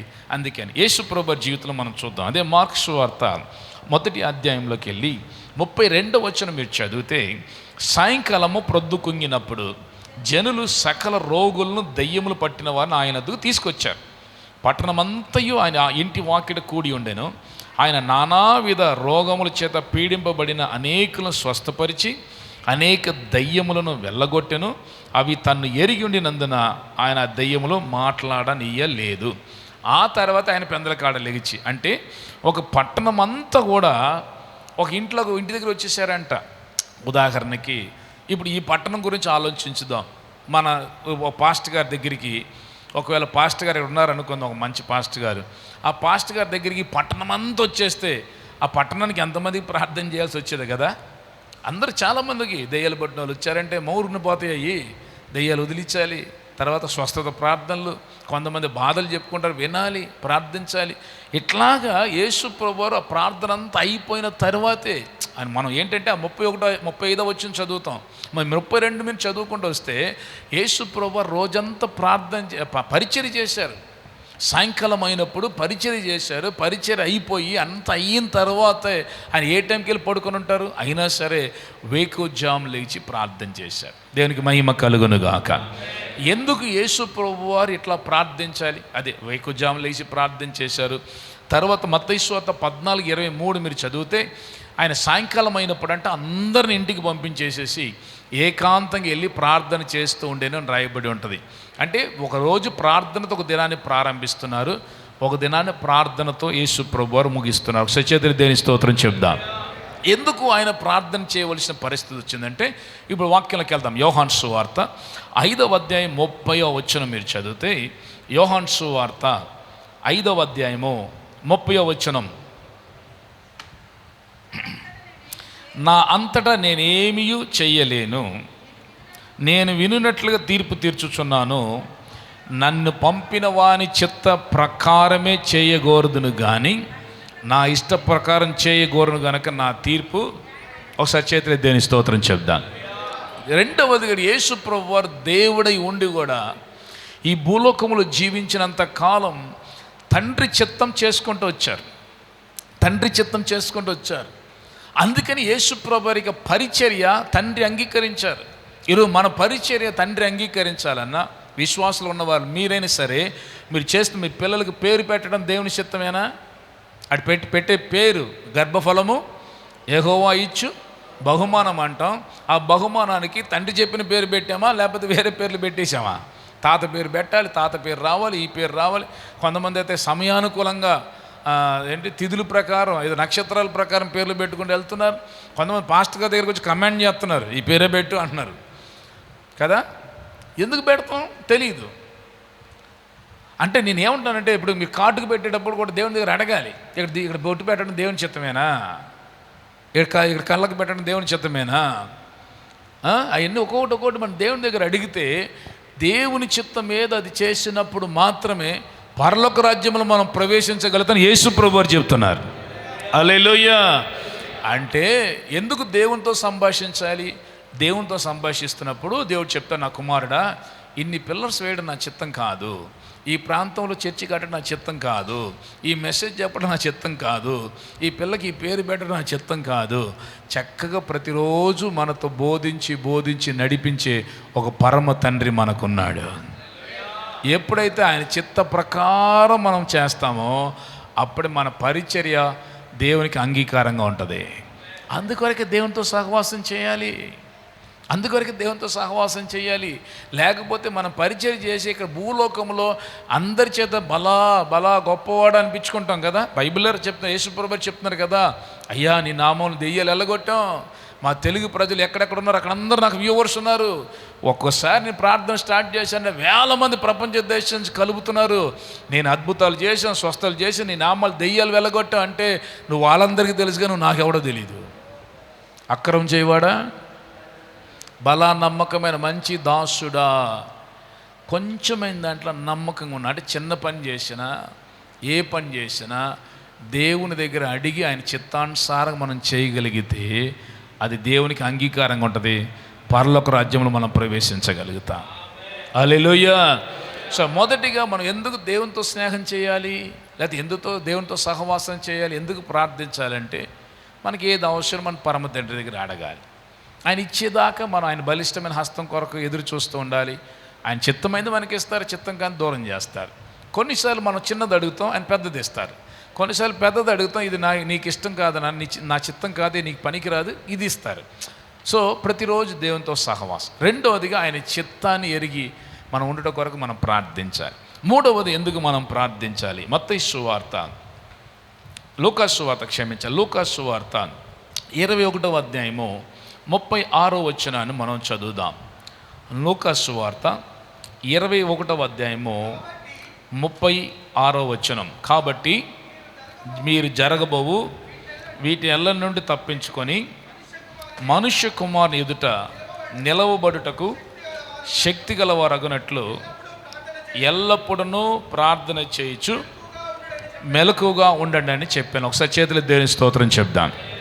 మూడవదిగా ఎందుకు దేవునితో మనం సహవాసం చేయాలి, we are in the last days. మనం చాలా చివరి కాలంలో ఉన్నాం. నేడో రేపో యేసు ప్రభు మధ్యాకాశంలో రాబోతున్నారు. ఆయన రహస్య రాకడ ఉండబోతుంది. ఏ సమయం అందైనా సరే సంఘం ఎత్తబడుతుంది అన్న దాంట్లో ఏమాత్రం సందేహమే లేదు. మీరు అనొచ్చు ఎట్లాగా అంటే, బైబిల్ గ్రంథంలో చెప్పబడిన అన్ని ఇంచుమించుగా 99% పనులన్నీ అయిపోయినాయి. Everything has been completed. ఇక మేబీ ఏదో ఫ్యూ ఉన్నాయేమో అనుకుంటున్నా. అది ఇప్పుడు ఈ గడిలో జరిగిన యేసుప్రభు రావచ్చు, లేదా రాత్రి జరిగిన యేసుప్రభు రావచ్చు, ఏ సమయమని యేసు ప్రభు రావచ్చు. సేవకులుగా కొన్నిసార్లు మనము దాన్ని గుర్తెరగకుండా పనిచేస్తూ ఉన్నాం. ఈ పరిచయం మా పిల్లడు బాగా చేసుకుంటాడు, ఈ తర్వాత ఈ ఫలానాలు బాగా చేసుకుంటారు అని రకరకాల ఉద్దేశంతో ఇంకా మన దూరదృష్టితో ఇంకా ఎప్పుడున్నట్లుగానే మనం పని చేసుకుంటూ వెళ్తున్నాం. కానీ మన అపవాదైనటువంటి విరోధి అట్లా లేనే లేడు. పేతురు రాసిన మొదటి పత్రికలకు మీరు వెళ్తే 5వ అధ్యాయము 8వ వచనం మీరు చదివితే, పేతురు రాసిన మొదటి పత్రిక 5వ అధ్యాయం 8వ వచనం, నిబ్బరమైన బుద్ధి గలవారై మెలకువగా ఉండండి, మీ విరోధి అయిన అపవాది గర్జించు సింహం వలె ఎవరిని మృంగుదనా అని వెతుకుచూ తిరుగుతున్నాడంట. ఒకసారి చేతులు దేని స్తోత్రం చెప్పండి. అమ్మా చేతులు స్తోత్రం చెప్తే 3వ వరుస నిద్రపోతున్నారు సగం మంది. సరే, ప్రార్థన గురించి చెప్తున్నానుగా, దేవుడు నిన్ను ఆశీర్వదిస్తాడు, మీకు ఇల్లు వస్తాయి, కార్లు వస్తాయని చప్పట్లు కొట్టేవాళ్ళు కదా. సరే, వస్తుంది, ప్రార్థన చేస్తే వస్తుంది. అయ్యే నమ్మబాకండి, అయిన బూటకం అట్ట ఊరిని కార్లు బండిలో వస్తే ఇంకేముంది చెప్పండి. సరే, ఎనీహౌ, సరే, ఇక్కడ రాయబడిన మాట అంటే పేతురు గారు చాలా ప్రత్యక్షత ఇస్తున్నారు కదా. తనకు కాలం కొంచెమే ఉందని గ్రహించి ఎవరిని మృంగుదనా అని సాతానుడు ఏం చేస్తున్నాడంట, వెతకుచూ తిరుగుతున్నాడు. ఏమైనా పిలిచాం మనం? ఏమన్నా లేదు. వాడికి తెలుసు కాలం కొంచెమే ఉందని. సేవకుడిగా నాకు తెలియట్లా, నేను ఇంకా వచ్చి రేపు మీటింగ్ డేట్ ఇచ్చాను, ఎల్లుండి మీటింగ్ డేట్ ఇచ్చా, ఈ నెలంతా మీటింగ్ డేట్ ఇచ్చి ఈ నెలంతా జరుగుతుందని నేను అనుకుంటున్నా. సాతాను అన్నాడు యేసుప్రభు ఎప్పుడు రాబోతున్నాడో తెలియదని చెప్పి సరివేగముతో తనకున్న కాలం కొంచెమేదని గ్రహించి ఉగ్రరూపం దాల్చి పనిచేస్తున్నాడంట. ప్రకటన గ్రంథం 12వ అధ్యాయము 12వ వచనం మీరు వెళ్తే, అందుచేత పరలోక నివాసులారా ఉత్సహించండి, భూమి సముద్రమా మీకు శ్రమ, అపవాది తనకు సమయము కొంచెమే ఉందని గ్రహించి బహు క్రోధము కలిగిన వాడై మీ వద్దకే దిగి వచ్చేస్తున్నాడు. జాగ్రత్త అంటున్నారు కదా. ఈరోజు మన పిల్లల ప్రవర్తన కానివ్వచ్చు, విశ్వాసుల ప్రవర్తన కావచ్చు, దేశంలో జరుగుతున్న కార్యాలు అవ్వచ్చు, ఎందుకంటే ఇట్లా ఉంది అనుకుంటే బైబిల్ గ్రంథం చెప్తుంది, సాతాను తన కాలం కొంచెమే ఉందని గ్రహించి ఎవరిని మృంగుదనా అని బహుక్రోధము కలిగిన వాడు మీ చుట్టూనే తిరుగుతున్నాడు, మీ దగ్గరికే దిగి వచ్చేసాడు. అందుకే విశ్వాసులను పాడు చేస్తున్నాడు, అందుకే సంఘాలను పాడు చేస్తున్నాడు. సత్యంగా బయలుదేరి సేవ చేస్తున్న పైకి రానివట్లా అబద్ధ బోధలు వచ్చేస్తున్నాయి, అబద్ధ ప్రవక్తలు లెగుస్తున్నారు, అబద్ధ ఉపదేశాలు వచ్చేస్తున్నాయి. ఎక్కడ చూసినా బైబిల్కి విరుద్ధమైనటువంటి కార్యాలే ప్రబలుతున్నటువంటి కాలంలోకి వచ్చేసాం. కార్యం ఏంటంటే సాతానుడు ఏర్పరచబడిన వారిని సైతం మోసగించేసి అబద్ధ ప్రవక్తల్ని, అబద్ధ ఉపదేశాలని తన కాలము కొంచెం ఉందని గ్రహించి విశ్వాసాలను చల్లార్చేసి రకరకాల కార్యాలు మనం చేస్తున్నాడు. దీంట్లో నుంచి తప్పించుకోవాలంటే యేసు ప్రభువు చెప్పారు, వీటిలన్నిటి నుంచి తప్పించుకొని నువ్వు మనుష్య కుమారుని ఎదుట తప్పించుకోవాలన్నా నీకు ప్రార్థన ఉండాలి, దేవుని ఎదుట నిలబడాలన్నా నిన్ను నిలబెట్టేది ప్రార్థనే. మనం ప్రార్థించకపోతే దేవుని పని చేయలేం, ప్రార్థించకపోతే సాతాను కబంధాస్తాన్ని తప్పించుకోలేం. మీరు ఎక్కడెక్కడో కూటాలకి వెళ్తున్నారు, ఎవరెవరి దగ్గరికి వెళ్తున్నారు, ఎవరెవరి దగ్గర ప్రార్థన చేయించుకున్నారు, వాళ్ళ దగ్గర ప్రవచనాలు చెప్పించుకున్నారు. నో, అవన్నీ తప్పించదు. ప్రార్థన అవసరమే, మిగతా నేను తప్పని చెప్పను. కానీ మీ వ్యక్తిగత ప్రార్థనే ఈ అంత్యకాల ప్రమాదం నుండి మిమ్మల్ని తప్పించగలదు. హల్లెలూయా. యోబు జీవితం మీరు చూడండి. యోబు గ్రంథం 1వ అధ్యాయము 5వ వచనం చదివితే ఆ రాయబడిన బట్ట వారి విందు దినములు పూర్తి కాగా యోబు తన కుమారులు పాపము చేసి తమ హృదయాల్లో దేవుని దూషించరేమో అని వారిని పిలవనంపించి వారిని పవిత్రపరిచి అరుణోదయమున లెగిచి వారిలో ఒక్కొక్క నిమిత్తమై దహన బలు అర్పించుచు వచ్చెను. యోబు నిత్యము అలాగు చేయిచుండెను. 6వ వచనం, దేవదూతలు యెహోవా సన్నిధిని నిలుచుటకు వచ్చిన దినం ఒకటి తటస్థించెను. ఆ దినం అపవాది అగువాడు వారితో కలిసి వచ్చెను. యెహోవా నీవు ఎక్కడి నుంచి వచ్చావని వాడిని అడగగా అపవాది ఏమన్నాడు, భూమి మీద ఇటు అటు తిరుగులాడుచు అందులో సంచరించుచు వచ్చి తినని యెహోవాకు ప్రత్యుత్తరం ఇచ్చి, అందుకు యెహోవా నీవు నా సేవకుడైన యోబు సంగతి ఆలోచించితివా? 10వ వచనం చదువు, నీవు అతనికిని అతని ఇంటి వారికిని అతని కలిగిన సమస్తమును చుట్టూ కంచి వేసితివి కదా. నీవు అతని చేతి పని దీవించుట చేత అతని ఆస్తి దేశమంతా బహుగా విస్తరించున్నది. ఒకసారి చేతులు దేని స్తోత్రం చెబుదా. ఇప్పుడు యోబు యొక్క జీవితాన్ని కాపాడడం ఆయన ఆస్తి కాదు, అని అందరికీ తెలుసని కాదు, ఆయన ఇంట్లో పనులు ఉన్నారు కదా, సెక్యూరిటీ ఉన్నారని కాదు. బైబిల్ చెప్తున్న మాట ఏంటంటే యోబు ప్రతిరోజు లెగిచేవాడు, ఆయన ఆ దేశంలో కోటీశ్వరుడు, మిక్కులు ఆస్తిపరుడు. అన్నీ ఉన్నప్పటికీ కూడా వాళ్ళ పిల్లల్ని పిలవనంపించి, ఈరోజు విడ్డూరం ఏంటో తెలుసా, పాస్టర్ గారి ఇంట్లో కూడా కుటుంబ ప్రార్థన లేదు.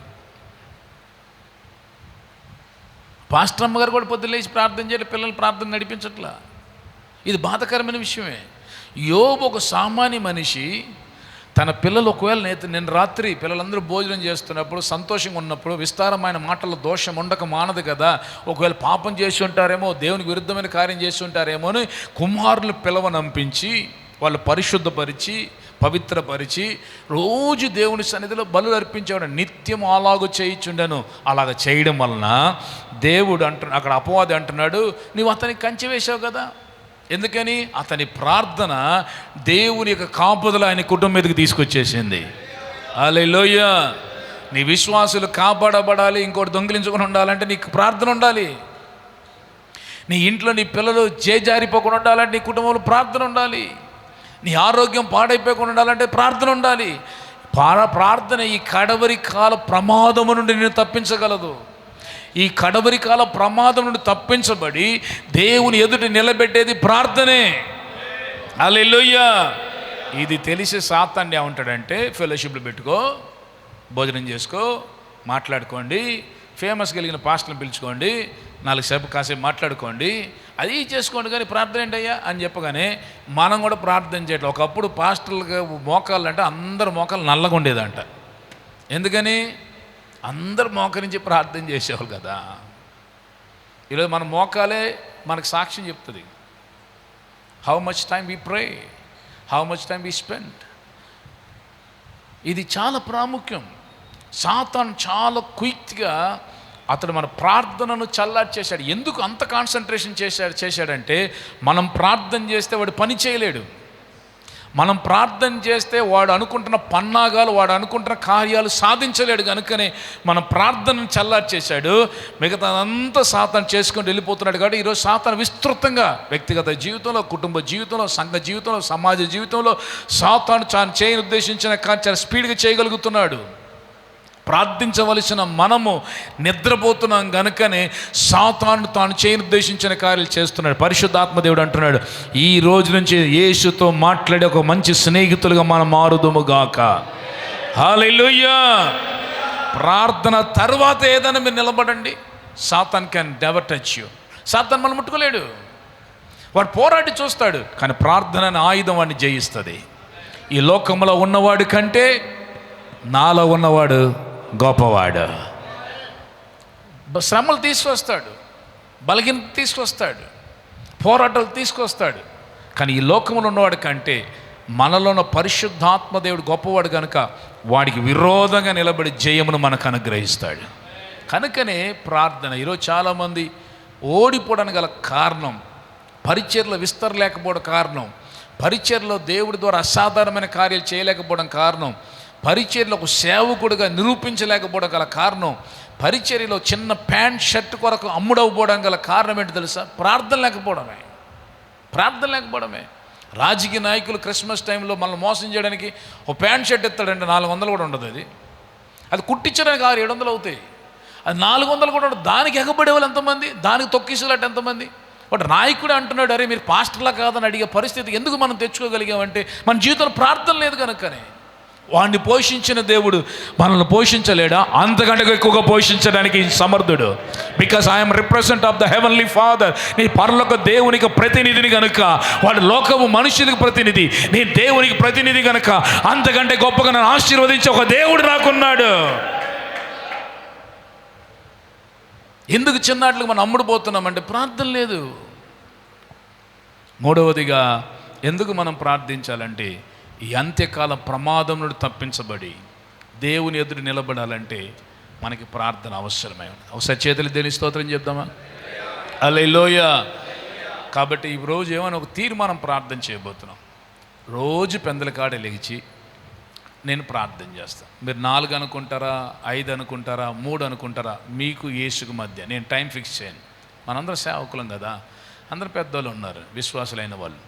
మనం ఒక తీర్మానం చేయాలి. ప్రభువా, నేను పలానా టైంకి మీరు నన్ను లేపండి, మీరు నేను కలిసి మాట్లాడదాం, మీరు నేను కలిసి స్నేహం చేద్దాం. ఆ సమయం నాకు కాదు, ఏకాంతంగా నేను మీతో గడుపుతాను, మీరు నాతో మాట్లాడాలి, నేను మీతో మాట్లాడాలి. ఆ మనస్సాక్షి కాలం దేవుడు అంటే ఎవరో తెలియదండి. అప్పుడులో దేవునికి ప్రత్యక్షత లేదు, ధర్మశాస్త్రం లేదు, ఏమి లేని రోజుల్లో మనస్సాక్షి కాలంలో భక్తులు దేవునితో నడవగలిగితే, దేవునితో మాట్లాడగలిగితే, ఇంత ప్రత్యక్షత వచ్చిన తర్వాత కూడా మనం దేవునితో మాట్లాడలేమంటారా? ఇది కృపాకాలం, ఇది కనికరం. లాస్ట్ చివరి దినంలోకి వచ్చాం. అందరితో మాట్లాడడానికి యేసు ఇష్టపడుతున్నాడు. ఒక వ్యవసాయదారుడితో దేవుడు మాట్లాడితే, దేవుడు నాతో మాట్లాడే సేవకుడిగా నన్ను పిలిచాడు కదా, నన్ను ఏర్పరచుకున్నాడు కదా, ఎంత గొప్ప పరిచయం నా చేతికి అప్పగించాడు కదా. ఆ విలువైన పరిచర్యను మనం చేస్తున్నప్పుడు నాతో దేవుడు మాట్లాడ్డా, మనం మాట్లాడడానికి సిద్ధంగా లేము. అందుకని ఈరోజు ఒక తీర్మానంతో ఈ స్థలాన్ని విడిచి వెళ్ళాలి. మొదటిగా ఏం చెప్పబోతున్నామంటే, దేవుని ఒక తీర్మానం చేస్తున్నాం. ప్రభువా, రోజు 4 గంటలు నన్ను తట్టి లేపండి, మీరు నేను కలిసి మాట్లాడుకుందాం, మీరు నేను కలుద్దాం, మీ హృదయం బాధ ఏంటో నాకు చెప్పండి, నా హృదయ బాధ ఏంటో మీకు చెప్తాను, మన ఇద్దరం కలుసుకునే ఒక సమయం కావాలి ప్రభు అని మీరు ప్రార్థన చేయండి. ఇక మీద 4 గంటల తర్వాత మిమ్మల్ని నిద్రపోనిస్తే నాకు ఫోన్ చేయండి. పరిశుద్ధాత్మని మిమ్మల్ని నిద్ర పట్టనివ్వడు ఇక మీదట. ఇప్పుడు దాకా మీ విశ్వాసం మీకు సాక్ష్యాలు చెప్పుంటారు కదా, అయ్యా పీడకలు వస్తున్నాయి, అయ్యా నిద్ర పట్టట్లేదైనా. ఇప్పుడు సేవకుడు సాక్ష్యం చెప్పే రోజులు వచ్చేసినాయి. నా దేవుడు మిమ్మల్ని నిద్ర పట్టనివ్వకుండా చేయనుగాక. హల్లెలూయా. మెలకువ కలిగి ప్రార్థించడానికి ప్రభు మన కృపను దయచేయునుగాక. హల్లెలూయా. నిద్రపోయిన కాలం మనకు చాలా ఇక మీదట మెలకువ కలిగి ప్రార్థించే కాలానికి పరిశుద్ధాత్మ దేవుడు మనకు దయచేయునుగాక. అందరు లేచి నిలబడదామా? అందరు లేచి నిలబడదాం. ఒక తీర్మానం చేసుకొని ప్రార్థన చేయాలి. ఓకేనా? అందరు లేచి నిలబడాలి. మీ బైబిల్స్ని కింద పెట్టేసేయండి. నేను మరలా చెప్తున్నాను, ఆజ్ఞ అతిక్రమమే పాపం, అంతే కదా. చేయవద్దు అన్నదాన్ని చేయడమే. మీరు సెల్ ఫోన్ ముట్టుకోవద్దు అంటే ముట్టుకుంటున్నారు, తీసుకెళ్ళదు. ఇప్పుడు నాకు వృద్ధాప్యంలో ఒక తల్లి గారు ఉన్నారు. మా నాన్నగారు ప్రభు సన్నిధిలోకి వెళ్ళిపోయారు, 80+ ఉంటుంది. ఆవిడ సిక్కుగానే ఉన్నారు. ఒకవేళ చనిపోయారు అనుకోండి, నేను ప్రసంగం చేస్తున్నప్పుడే నేను ఫోన్ ఎత్తినంత మాత్రం లేచి కూర్చుంటుంది ఆవిడేమన్నా. తర్వాత కార్యక్రమం చేస్తామండి, అంతకుమించి ఏం జరుగుద్ది? ఎందుకు ఫోన్లు ఎత్తుతున్నారు? ఎందుకు మనం దేవుని భక్తిని అమ్మేసుకుంటాం చెప్పండి? నేను చెప్పిన తర్వాత కూడా చేయడం అంతగా ఇది అంటే మీరు దేవుడు లెక్కప్ చెప్పకుండా I will finish and I will go, that's different story. కానీ మీరు దేవుని లెక్కప్ చెప్తారు, ఏమవదు. మీరు అట్లా స్థలం ఇచ్చే కొద్దీ సాతాను చొరబడతాడు మిమ్మల్ని, మీ మనస్సుల్ని, మీ తలంపులు పాడు చేస్తాడు. ఏదో ఒక విత్తనం వేసేస్తాడు. పిల్లడు బాగాలేదంట, పిల్లడు స్కూల్ని తేవాలంట, వాడికి ఏదో జరిగిందంట, విరోచనాలు అవుతున్నాయంట, మీ మనోడికి ఏదో అవుతున్నాడు, ఏదో విత్తనం వేస్తాడు. మీరు వెంటనే అలజడిపోయి కూర్చుంటారు, కానీ మీ మనసు అంతా ఎక్కడో ఉంటుంది. భోజనం అయిపోతే వెళ్ళిపోదా అనిపిస్తుంది. అర్థమైందా? అట్లా ఉండకూడదు. రైట్. అందరం కళ్ళు మూసుకొని నేను మరలా చెప్తాను చూడండి ఒకసారి, జాగ్రత్త. ఒక్క నిమిషం. ప్రార్థన అంటే దేవునితో, ఇంకోసారి చెప్దాం. ప్రార్థన అంటే ఇంకొకసారి చెప్దాం. ప్రార్థన అంటే మాట్లాడడం, సంభాషించడం. స్తోత్రం చెప్తే, స్తోత్రం అంటే ఇప్పుడు నేనేమన్నాను ప్రార్థన చేద్దామని, మీరేమంటున్నారు? ఇప్పుడు ఏది కరెక్టు? అంటే మనం ఎలా అలవాటు పడ్డాం? స్తోత్రం చెప్పి అలవాటు పడ్డాం. ప్రతిదానికి స్తోత్రం. దేనికి స్తోత్రం అని నేను చెప్పను. స్తుతి చెల్లించుట యథార్థవంతులకి స్తుతి చెల్లించొద్దంట్లా, స్తోత్రం చెప్పొద్దంట్లా. ఇంత పాస్టర్ గారు, మన ప్రకాష్ పాస్టర్ చాలా అద్భుతంగా చెప్పారు. దేవుడు చేసిన మేలు తలంచి, ప్రభువా నాకు ఇచ్చిన ఆరోగ్యం కొరకై స్తోత్రం, అది స్తోత్రం. ఎవరికి చెప్తున్నావు? ఎందుకు చెప్తున్నావు? అలా చెప్పలే కదా. ప్రార్థన అన్నా నేను, మీరు స్తోత్రం అన్నారు. ఎవరికి చెప్తున్నారు? ఎందుకు చెప్తున్నారు? అసలు ఎవరి దగ్గరికి వెళ్ళింది ఆ స్తోత్రం? అర్థమైందా మీకు?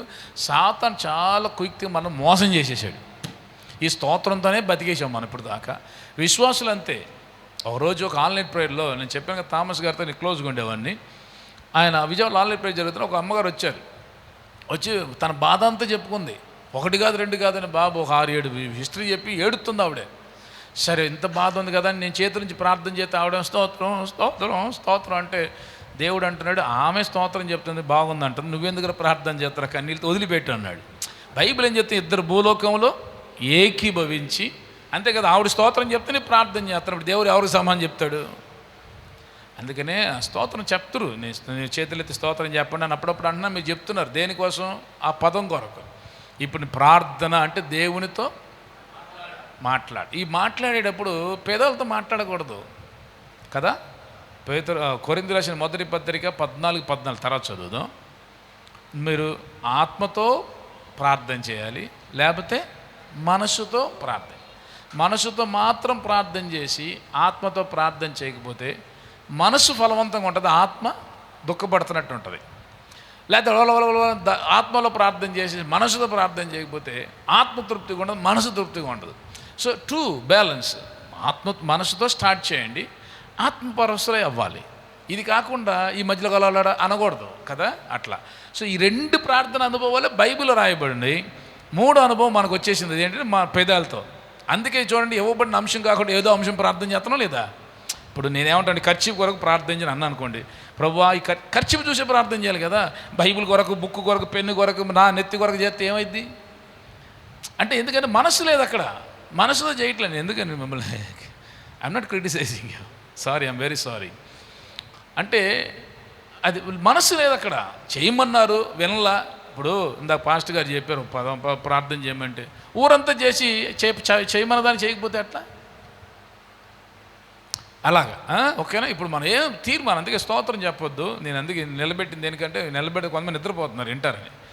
మీరు చక్కగా చేతులు ఎత్తుతారో చేతులు జోడిస్తారో మీ ఇష్టం, కానీ మీరు యేసుతో ముఖాముఖిగా మీ తలలు కింద పడే బాగండి. గుమ్మంలారా మీ తలను పైకి ఎత్తండి, మహిమగల రాజు మీలో ప్రవేశిస్తాడు.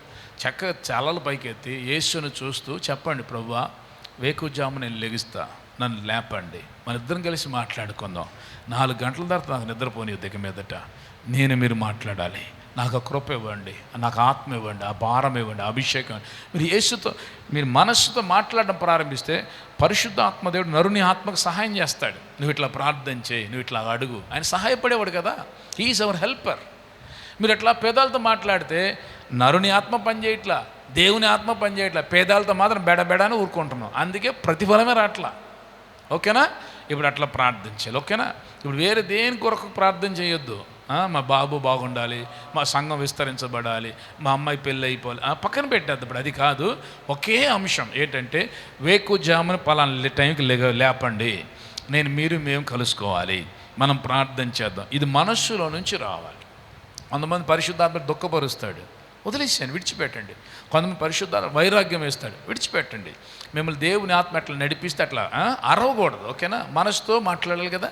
మనసు బరబర. కొంతమంది పెదాలతో ప్రభువా ప్రభు అంటాడు, వాడి హృదయం దూరంగా ఉంటుంది కదా. ఇప్పుడు ఎవరు వెంటానికి రావట్లే. ఇక్కడ ఎవరు లేదు, నీవు దేవుడు, ఈ దేవుడు నేను, అంతేనా. రైట్. అందరు కళ్ళు మూసుకుందాం. చేతులు ఎత్తగలిగిన చేతులు ఎత్తండి, లేకపోతే చేతులు జోడించగలిగిన చేతులు జోడించుకోండి. ఏదో ఒకటి చేసి దేవుని దగ్గర అడగాలి, ప్రభువా ఇంకా చాలా చీకటి ఉండగా మీరు లెగిచారు కదా, అట్లా వేకుజామని నన్ను తట్టి లేపండి, నన్ను నిద్ర పట్టనివ్వదు. ఆ టైం తర్వాత మీరు చెప్పాలి. చూసారా, కొంతమంది ప్రార్థన చేయలేకపోతే ఇంకా స్తోత్రంలోకి వస్తున్నారు, అలవాటు పడిపోయారు. చూసారా, మనసు ఎక్కడో ఉంది, పేదాలు ఎక్కడో ఉన్నాయి కదా. ఎక్కడ మనసుతో ప్రార్థన చేయట్లా. మీరు చేస్తేనే అడుగుద్ది దేవుడు. హృదయ అంతరంగాన్ని చూసే దేవుడు, కానీ పేదాలు చూసి మగ్గిపోయే దేవుడు కాదు ఆయన. నీ పెదాలు చూసి మురిసిపోయే దేవుడు కాదు, నీ హృదయాన్ని చూస్తే, నీ అంతరంగమును చూసే దేవుడు ఒక ఆయన ఉన్నాడు. అందుకే నీ హృదయాంతరం నుంచి మాటలు రానివ్వండి. ఇప్పుడు మీరు మాట్లాడితే, ప్రార్థన చేస్తే ఎవరు మౌనంగా ఉంటారంటే మృతులు. అంటే ఆత్మీయంగా చచ్చిపోయినవాడు ఎలా ప్రార్థన చేయలేడు, ఆత్మీయ చావు కోరుకున్నవాడు మాట్లాడడు. సజీవులే కదా, బైబిల్ చెప్తుంది కదా, సజీవులు ఆరాధిస్తారు.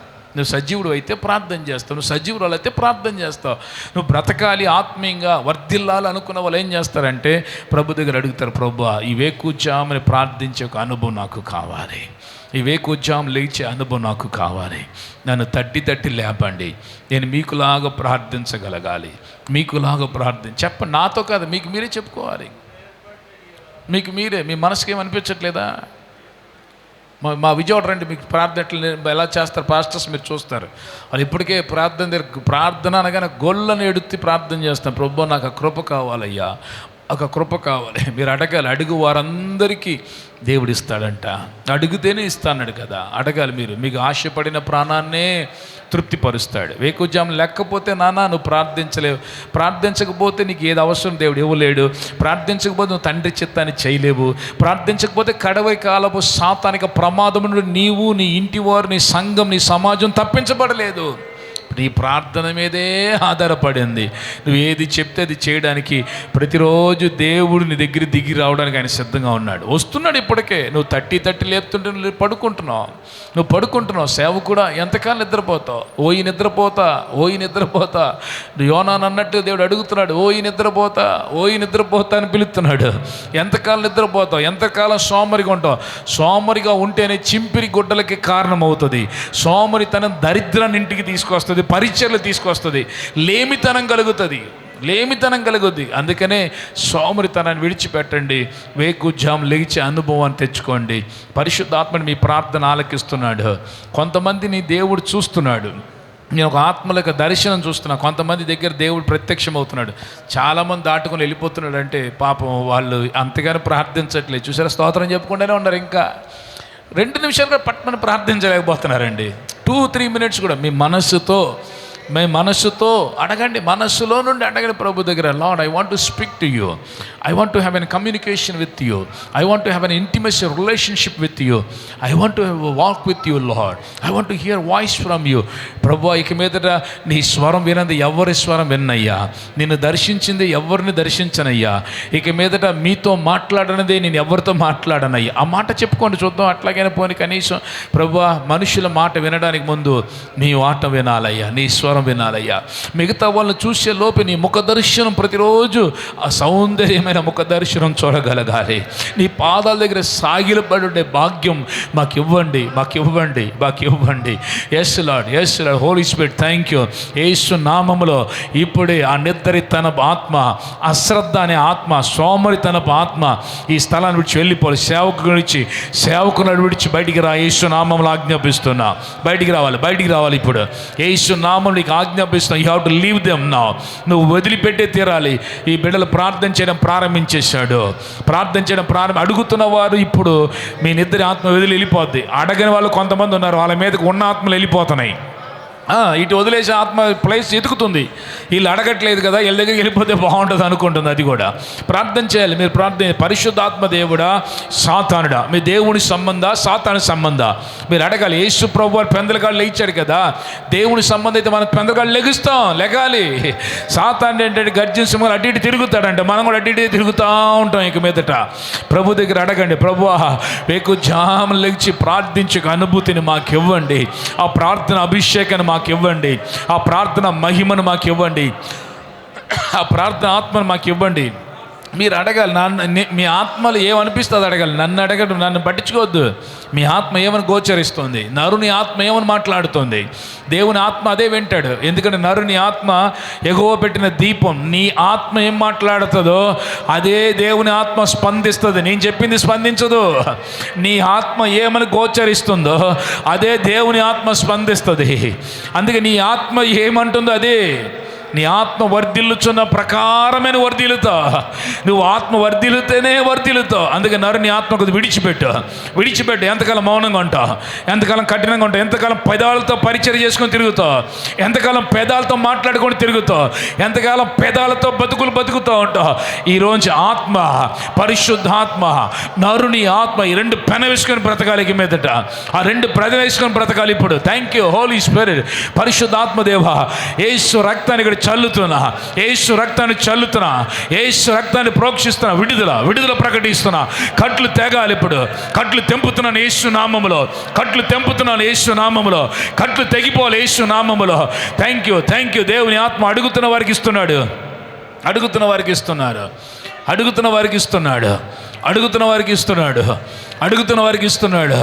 జీసస్ మీకు వందనాలయ్యా.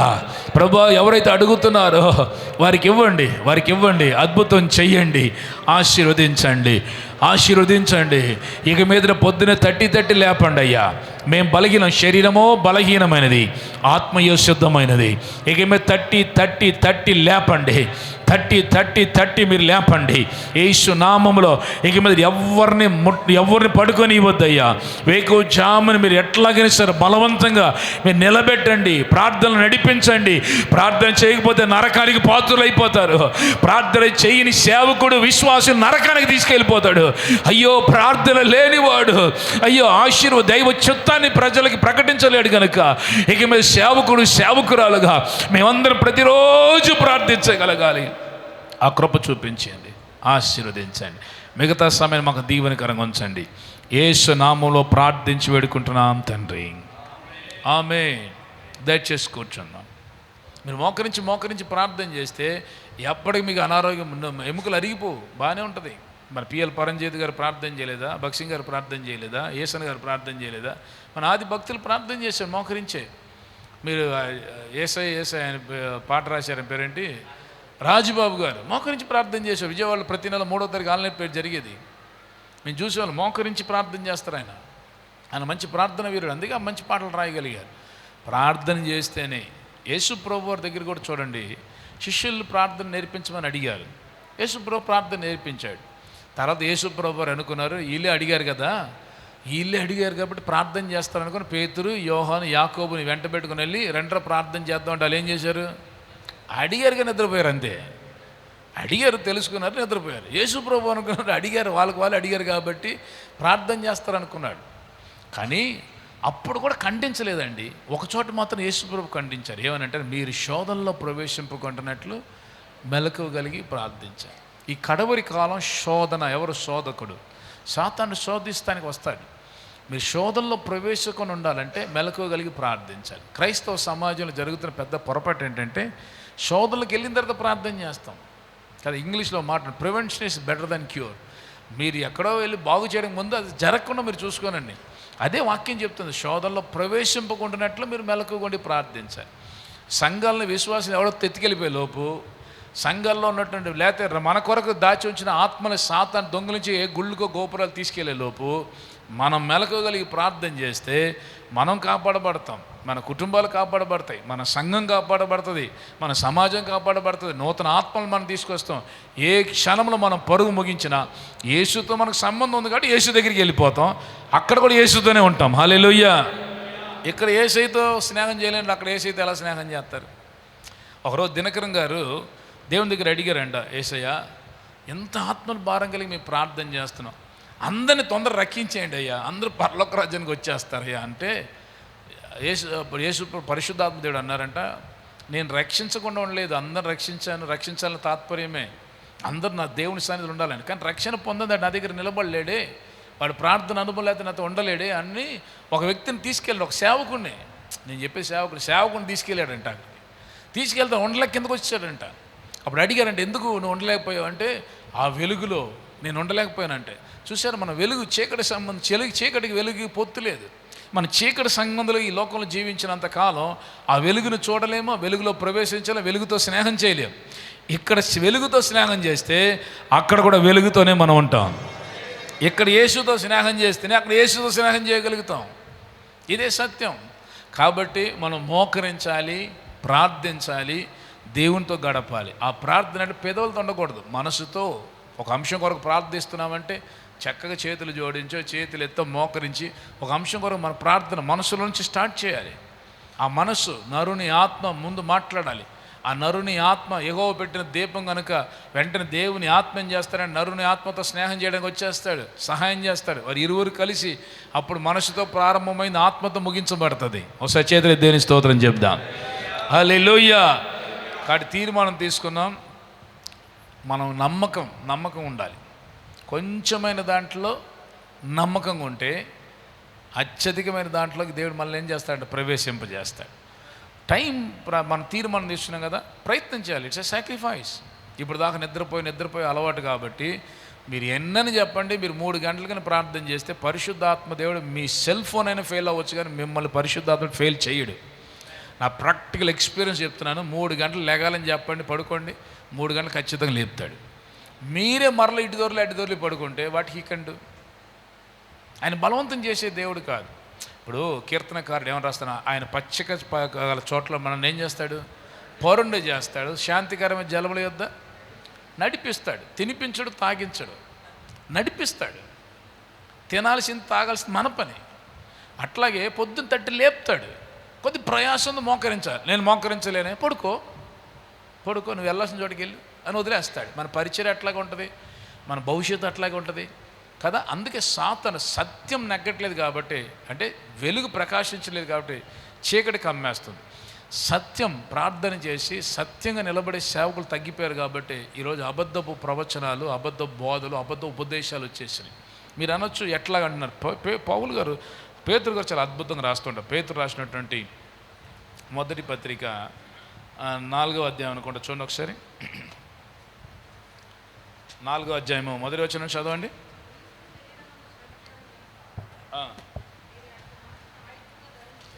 కాదు నాన్న, ఈ ఫ్యాన్ కొద్దిగా తగ్గిస్తే బాగుంటుంది.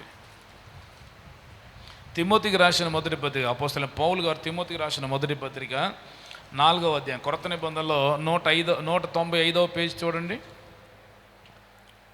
195. దేవుని ఎదుట సజీవులకు మృతులకు తీర్పు తీర్చు క్రీస్తు ఎదుటను ఆయన ప్రత్యక్షతోడు ఆయన రాజ్యంతో నేను ఆనబట్టి చెప్పినదనగా వాక్యాన్ని ప్రకటించు, సమయమందు అసమయమందు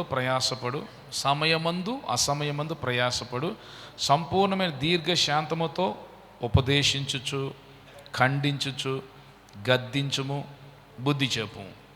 ఎందుకని చూసారా, అంటే ఒక ఉపదేశంలో అంటే ఒక పరిచర్యలు ఉపదేశం ఉండాలంట, ఖండించాలంట, బుద్ధి చెప్పాలంట, ఇంకా ఉపదేశించాలి, ఖండించాలి, గద్దించాలి, బుద్ధి చెప్పాలి. 4.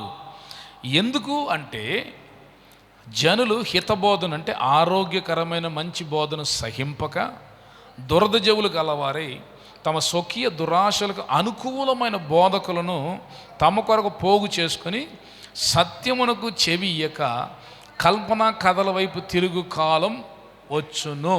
నేనేమంటాను, వచ్చేసింది అంట కదా. ఇప్పుడు ఒకే ఒక వాక్యం తీసుకుంటున్నారు. ఆ అత్తకోడల కథ, ఆ ఇంట్లో కథ, అక్కడ కథ, ఇక్కడ కథ కదా 40 నిమిషాలు ఎలా చెప్తున్నారు, చెప్పేస్తున్నారు మొత్తానికి. రెండో వాక్యం చెప్పట్లా. లేకపోతే ఒక పాట వేస్తారు, లేకపోతే అదంటారు ఇదంటారు, కథ స్టోరీస్. జనాలు ఇప్పుడు వేల కొలది దానికి వెళ్తున్నారు, వేల కొలది వ్యూవర్స్ ఉంటున్నారు దానికి. అంటే సత్యం వాక్యం బయటికి రావట్లేదు కనుక అసత్యం ప్రబలుతుంది, జయం పొందుతుంది. సేవకులమైన మనం ప్రార్థన చేసి వాక్యం ప్రజల దగ్గరికి ఖండించాలి. ఖండిస్తే వెళ్ళిపోతాడేమో, పోనివ్వాలి. ఇప్పుడు మన ఇంట్లో ఉన్నాడు పిల్లోడు, బైబుల్ చెప్తుంది బెత్తం ఆడించకపోతే వాడు వేశ్య పిల్లడు అవుతాడంట. వేశ్య పిల్లలు చూసారు, రోడ్లమ్మటి తిరుగుతారు, ఆమె తిరుగుతూ ఈ పిల్లలు తిరుగుతూ ఉంటారు. తల్లి ఎట్టిదే పెట్టట్టిదే, ఆమె రోడ్లమ్మటి తిరిగినట్టు పిల్లలు తిరుగుతారు. అట్లాగే మనం బెత్తం ఆడించకపోతే, ఖండించకపోతే వెళ్ళేవాడు వెళ్ళనివ్వండి. బైబుల్ చెప్తుంది చక్కగా ఆరోగ్యకరమైన బోధ ఉండాలి. ఆరోగ్యకరమైన బోధ అంటే ఏంటంటే ఉపదేశం ఉండాలి. కాపర్లకి దేవుడిచ్చిన పెద్ద కృప. నేను సువార్థికుని, నాకు ఉపదేశ క్రమాన్ని దేవుడు నేర్పించాల. కాపర్లు కనుక మీకు ఆ ఉపదేశం, మీకు ప్రత్యక్షత దేవుడు ఇస్తాడు. ప్రత్యక్ష గుడారం అంటే ఏంటి, ఇన్ని తెరలు ఎందుకు ఇచ్చాడు, ఇది ఏంటి, అదేంటి అని రోజు ఒక ప్రత్యక్షత దేవుడు ఇస్తాడు.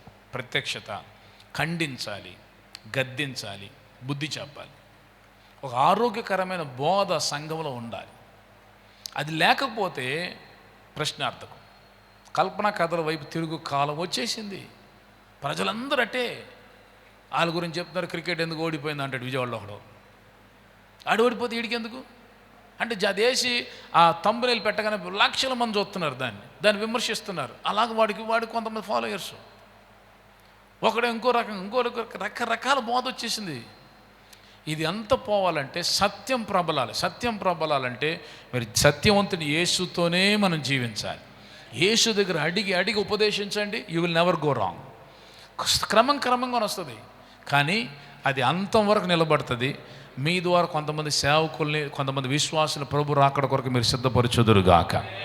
ఆమేన్, హల్లెలూయా.